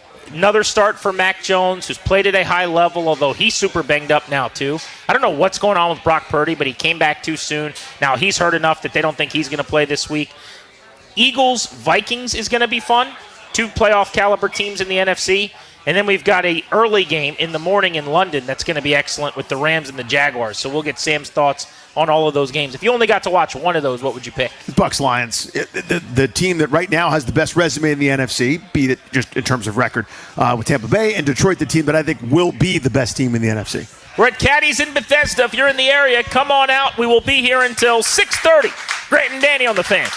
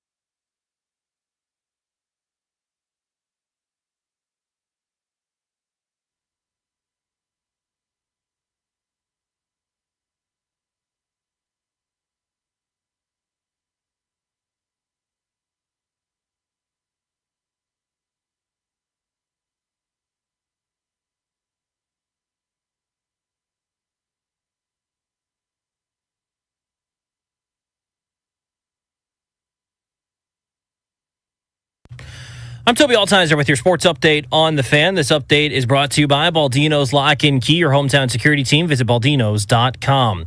In the NFL, the Commanders getting set to take on the Cowboys at Jerry World on Sunday, 4:25 kickoff. Burgundy and Gold pregame show with Denton Day and Lano Willingham. Get you set for kickoff after the game. Burgundy and Gold postgame show with myself and Doc Walker recaps, hopefully, a Washington win. Taking a look at the injury report, Terry McLaurin going to be out for a fourth straight game for Washington. For Dallas, Cowboys cornerback Trayvon Diggs is going to be out with a concussion. He had an accident at his home yesterday. That'll keep him out of the game on Sunday. Questionable for Washington include wide receiver Deebo Samuel, cornerback Jonathan Jones, tight end Zach Ertz, Dorrance Armstrong, and offensive guard Sam Cosmi. Other injuries around the league, Rams wide receiver Puka Nacua out with an ankle injury. 49ers quarterback Brock Purdy and wide receiver Ricky Pearsall have been ruled out. Mac Jones starts once again. The Vikings will continue to start quarterback Carson Wentz. He'll start against Philly on Sunday. His former team, J.J. McCarthy, still recovering from his high ankle sprain. For the Panthers, they expect to have back running back Chuba Hubbard on Sunday. Hockey, the Capitals getting set to take on the Wild. 7 p.m. puck drop. Can hear it right here on The Fan. The Caps looking for their fourth straight win. Baldino's Lock and Key is your hometown security team for auto keys and fobs. They make car key problems look obsolete. With 9 area locations throughout Virginia and Maryland, stop by one near you today. Or for more info, visit baldinos.com.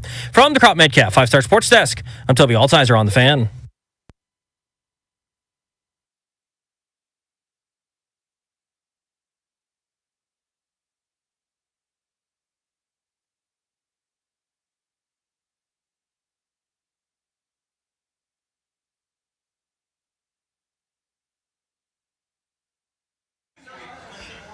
The stretch run of Grant and Danny from Caddies in Bethesda.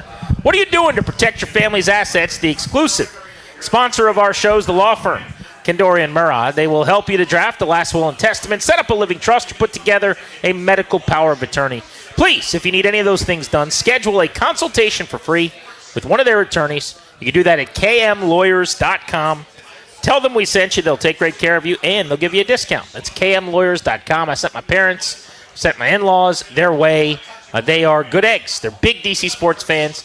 Here's how cool they are. They have given us some games from their allotment of Caps tickets this year for our own enjoyment. Pretty sweet.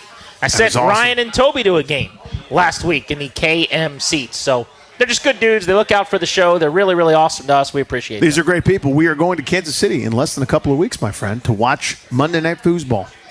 Speaking of Kansas City, the NFL, and all things Commanders, let's talk about the National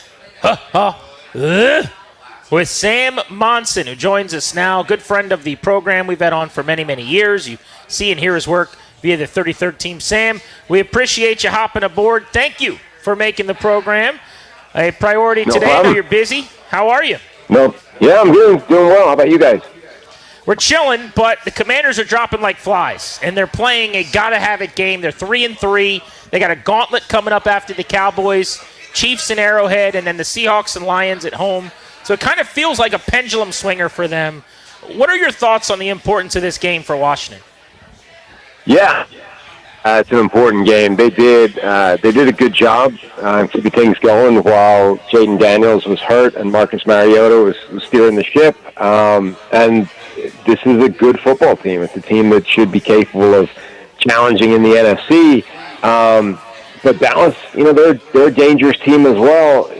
They're a very strange team. Like, their offense is playing extremely well despite an offensive line that looks like it should be a real problem. And then the defense is one of the worst defenses in history through the first 6 weeks of the season. So it kind of feels like it's a shootout with everything on the line. How is this defense, talking about Washington's, this bad, especially against the pass? I didn't think it would be a juggernaut. I didn't think this was the 85 Bears, the 2000 Ravens or something like that. But this just feels like they're overmatched every week and guys are running wild and free. Yeah, I mean, I think part of the problem is definitely a personnel issue. Since they traded away those edge rushers a couple of years ago, they haven't done a great job of restocking that area of the team, and it's still a weakness. And it's sort of teamed with, the other area of weakness is the back end and those corners that are either young or maybe over the hill or just sort of too beat up with injuries. And then Mike Sandersill, like, who's the one guy who's kind of back there trying to do everything by himself. So it sort of makes sense that this would be a weakness of the team and somewhere they'd be struggling with. But yeah, they're definitely down bad trying to mitigate the damage. So if you're Cliff Kingsbury, what would your plan be? This is a dreadful Cowboys defense, but you got no Terry McLaurin, you got no Noah Brown. There's a chance Debo doesn't play, and if he does, he might be compromised. He was a shell of himself on Monday night against the Bears dealing with a heel problem. What's your mindset going into this game on the road indoors? Yeah, I mean, you definitely want to run the ball. Dallas is better against the run than they are in the pass game, but they're still not good. So I think, Bill Krosky Merritt, I think the run game can have a lot of success, Jaden Daniels as well. And then you just got to try and make it work in the passing game with the weapons you've got left. And this Dallas passing game is utterly atrocious. I mean, they are dropping coverage everywhere. There's coverage busts all over the place. Even with an extremely banged-up receiving core, I think they should still be able to have some success in that area. Sam Monson with us here on Grant and Danny. So this division, Philadelphia, started off like doing Philadelphia things where they're winning games that maybe they shouldn't have, but, you give them credit for that, but at the same time you go, yeah, maybe they're vulnerable. Now they've lost a couple of straight. How do you view the NFC East right now? Yeah, I mean, it's kind of wide open. Philadelphia is the big X factor because we don't know how that's going to go. And, with a lot of teams, Buffalo's kind of going through the same thing. With teams like that, you go, well, we know they're good. We've seen them be better than this. This is just a blip in the road, and they'll get it back on track.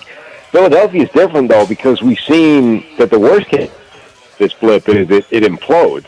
And we've seen them completely blow up before in 2023, and the entire season sort of tanked, and everybody almost got fired at the end of that year. So you'd like to think, from a Philadelphia perspective, that this is just a blip, and they can put it together, and there's too much talent for this team to not be one of the best teams in the NFC at the end of the season. But I think everybody is aware that, unlike other teams, the worst-case scenario for the Eagles is a lot worse than that. And I think they're under a lot of pressure now to try and sort of put it back together quickly and make sure that it doesn't spiral out of control. For the rest of the division, and Sam Monson's our guest here on Grant and Danny, it feels like the Giants have figured something out. The Jackson Dart gives them a much better chance. They're certainly a more entertaining watch. I mean, what do you make of them for the rest of the way as kind of a thorn in people's sides? And is this Cam Scatterbo thing sustainable? Or, in 10 weeks you're going to be like, how cool was that when he had a couple of fun games? I think the Scatterbo thing's for real. I mean, he was a special player in college. I really liked him as a draft prospect. I thought he was going to be a really good NFL player. Once he landed with the Giants, I thought it was a good spot for him as well. So, yeah, I think he's definitely going to be an important player for them going forward. Jackson Dart just got off the back of a spectacular game. I expect him to struggle a lot more this week just because of the opponent that he's going up against. But his scrambling looks like it's a real problem for teams to deal with. He showed against Philadelphia he can be an accurate passer as well. He obviously gives them a spark that Russell Wilson wasn't, bringing to the table. And that defensive front is nasty. So the Giants are dangerous. I don't know that they're as good as the other teams, but they're definitely capable of scaring some teams. And particularly, if Jackson Dart plays well, they become very difficult to beat. Who wins the AFC North? It's a good question. I still think, they've only ever been narrow outsiders for that division, even though they have one win. I still think there's a reasonable shot the Baltimore Ravens end up snatching that division by the end of it. I think Flacco might keep the Bengals alive deep into the season. The Steelers should be the kind of, they've been the most competent team so far. But I think, Baltimore plays 4 games against Cincinnati and Pittsburgh. If they sweep those games, they're basically level with, at the top of the division at that stage. And they have the best quarterback at this point with Lamar Jackson if he comes back 100%. So even if their defense remains an absolute disaster, Lamar Jackson, if he's playing the way we know he can play, would be enough, I think, to probably make them jump back at the top of that division by the end of it. Sam Monson, check the mic with us on G&D here on The Fan. Heading over to the NFC North, maybe the most loaded talent division in the league. Give me a pecking order here. How does it shake out? Yeah, I think it's kind of 2-2. The Lions and the Packers Detroit looks great again after an early season wobble. I feel like the Packers have more potential than they've shown so far, and haven't quite been able to put it all together consistently week in, week out. But I think those two are probably ahead of the other two teams. Minnesota, they might be a very good team if they could just find a quarterback, if they could just get one of those guys to play at that level.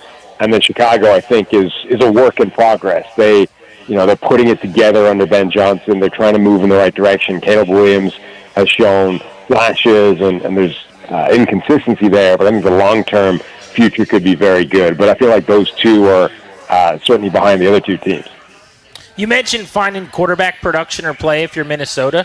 So I was kind of the belief of saying, oh, of course, everyone's going to say, let's go trade for a quarterback. It's not that easy. But after watching what Flacco did for the Bengals last night, I'm not saying it's easy, but maybe they should have looked into that. I mean, Wentz is such a sack and a turnover waiting to happen. McCarthy really didn't look good before the injury. Do you think they should have been or should be in that market? Because, man, it feels like that defense and the personnel around quarterback, what a waste of a season if they're not a playoff team. It is, yeah. I mean, part of the problem is that their offensive line has been absolutely wrecked all the way through the first few weeks of the season. They haven't yet had the starting 5 guys that they want to have this season available for any game yet this season, and at times they've had 2 or 3 of those guys missing. So that's a big part of the problem. Like, I don't think we have a fair evaluation yet on J.J. McCarthy because of what he was working with, what looked great on paper but wasn't actually out there with him for a couple of those games. Carson Wentz was kind of a late veteran addition for this team who wasn't supposed to be the plan at quarterback either. The Joe Flacco thing, I think everyone's going to do a lot of kind of revisionist history and hindsight analysis.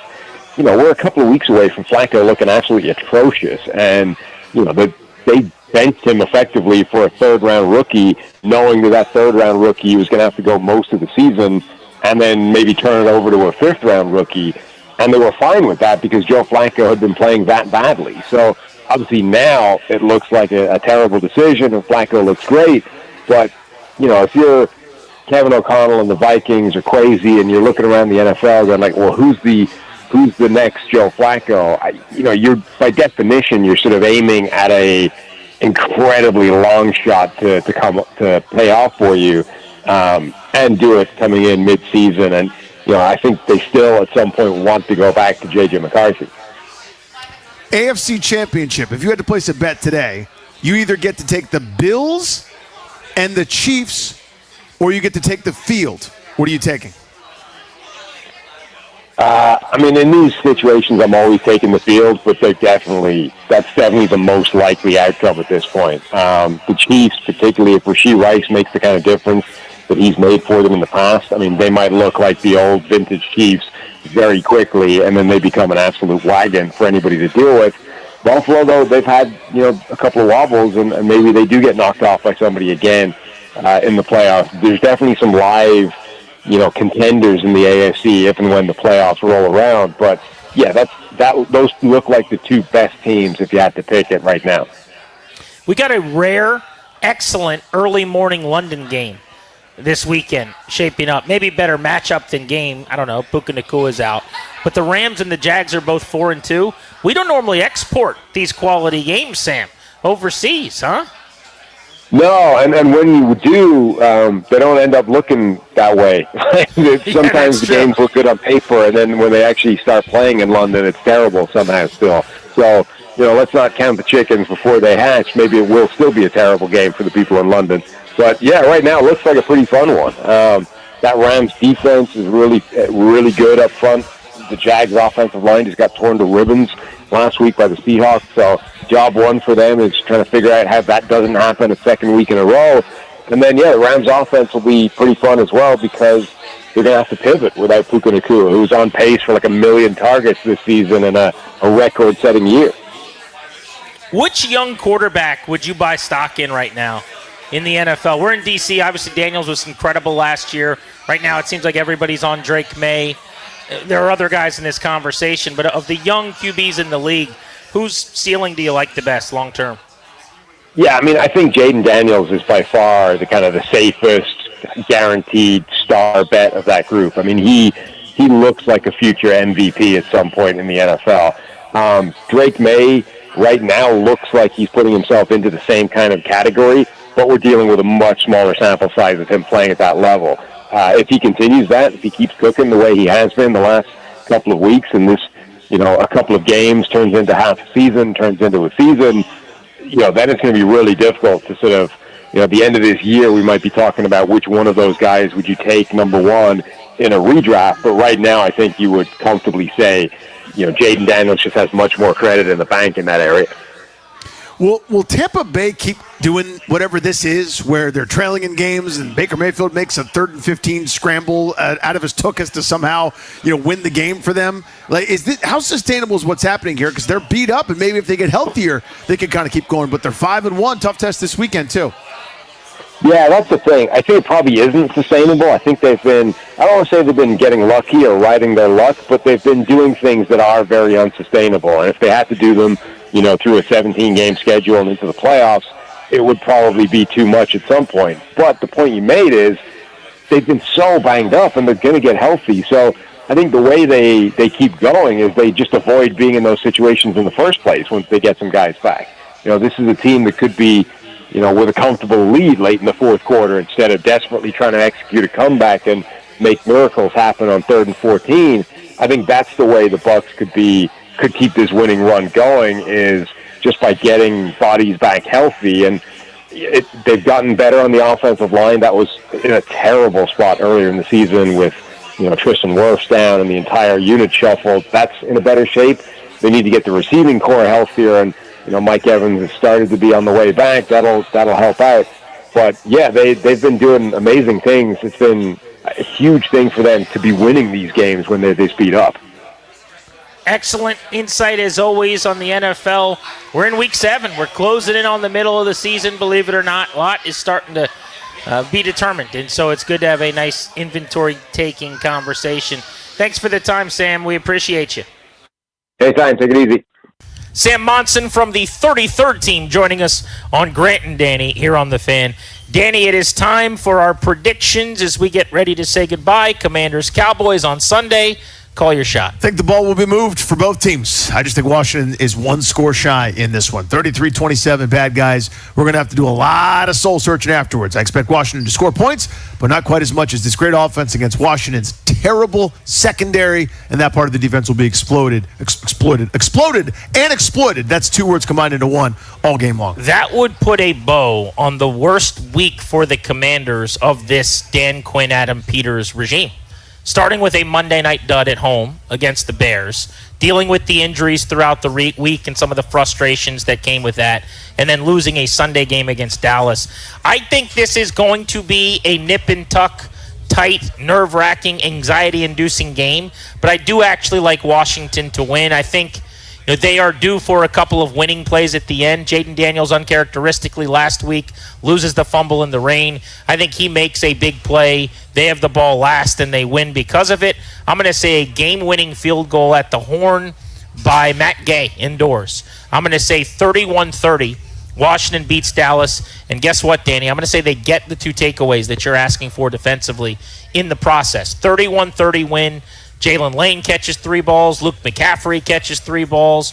Deebo Samuel plays but isn't overly effective. And Daniels runs for over 50. Bill runs for over 100 in a win. That's the recipe. The turnovers and a whole bunch of rushing attack in this ballgame to win it. And, just enough in the passing game, right? Ertz gets a little share, as you already talked about it, right? Whether it's Jalen Lane gets a couple catches, Luke McCaffrey gets a couple catches, Chris Moore probably gets a catch or 2. You have to spread it around just enough to be able to get back to that run. Let's get to your player to lock in on, presented by Baldino's Lock and Key, your hometown security team for auto keys and fobs. Visit Baldinos.com. Who are you locking in on? Quan Martin really struggled last week, and frankly has struggled an awful lot, especially in coverage. He's going to get tested like nobody's business this week with these receivers, with this really good tight end in Ferguson. If he's able to be sound and solid, maybe get in the way of a pass here or there, maybe knock one loose, maybe a fumble punch like he did a couple of weeks ago, maybe they got a puncher chance in this game. I'm going to go off the board here with another Martin, another defensive player named Martin, Jacob Martin. I think he's going to play a lot if Dorrance Armstrong either can't go or is limited in this game, who didn't practice very much at all this week, didn't practice at all today on this Friday workout ahead of the flight tomorrow to Dallas. I like Jacob Martin's game. I think he has pass rushing skills. I think he's got some chops. He's the kind of guy that could get a sack and a half in a game like this. Wouldn't surprise me. But I think they need a big play from somebody off the edge, somebody on defense to hit Dak while he's throwing, to force a takeaway, maybe get their hand on a football that gets batted up into the air for a linebacker to grab. I'll say Jacob Martin is my player to lock in on. With that in mind, let's get you a Caps power play. It's time for Granddaddy's Power Play, presented by American Standard Heating and Cooling and MidAtlanticComfort.com. The Capitals host the Minnesota Wild tonight. My key to victory for Washington, Danny, stay out of the penalty box. How about this?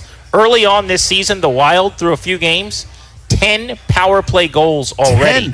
10. That's a season for Washington. Most per game in the NHL. Stay out of the box. Yeah, and for Washington, convert on special teams here and there. We're still talking about the power play goal they scored recently. You've got to be crisper there, take advantage of those man-up opportunities. Capitals looking for a fourth win in 4 tries at home tonight on 106.7 The Fan. The game starts just after 7 o'clock right here on 106.7 The Fan. Grant and Danny's Power Play, presented by American Standard Heating and Cooling and MidAtlanticComfort.com.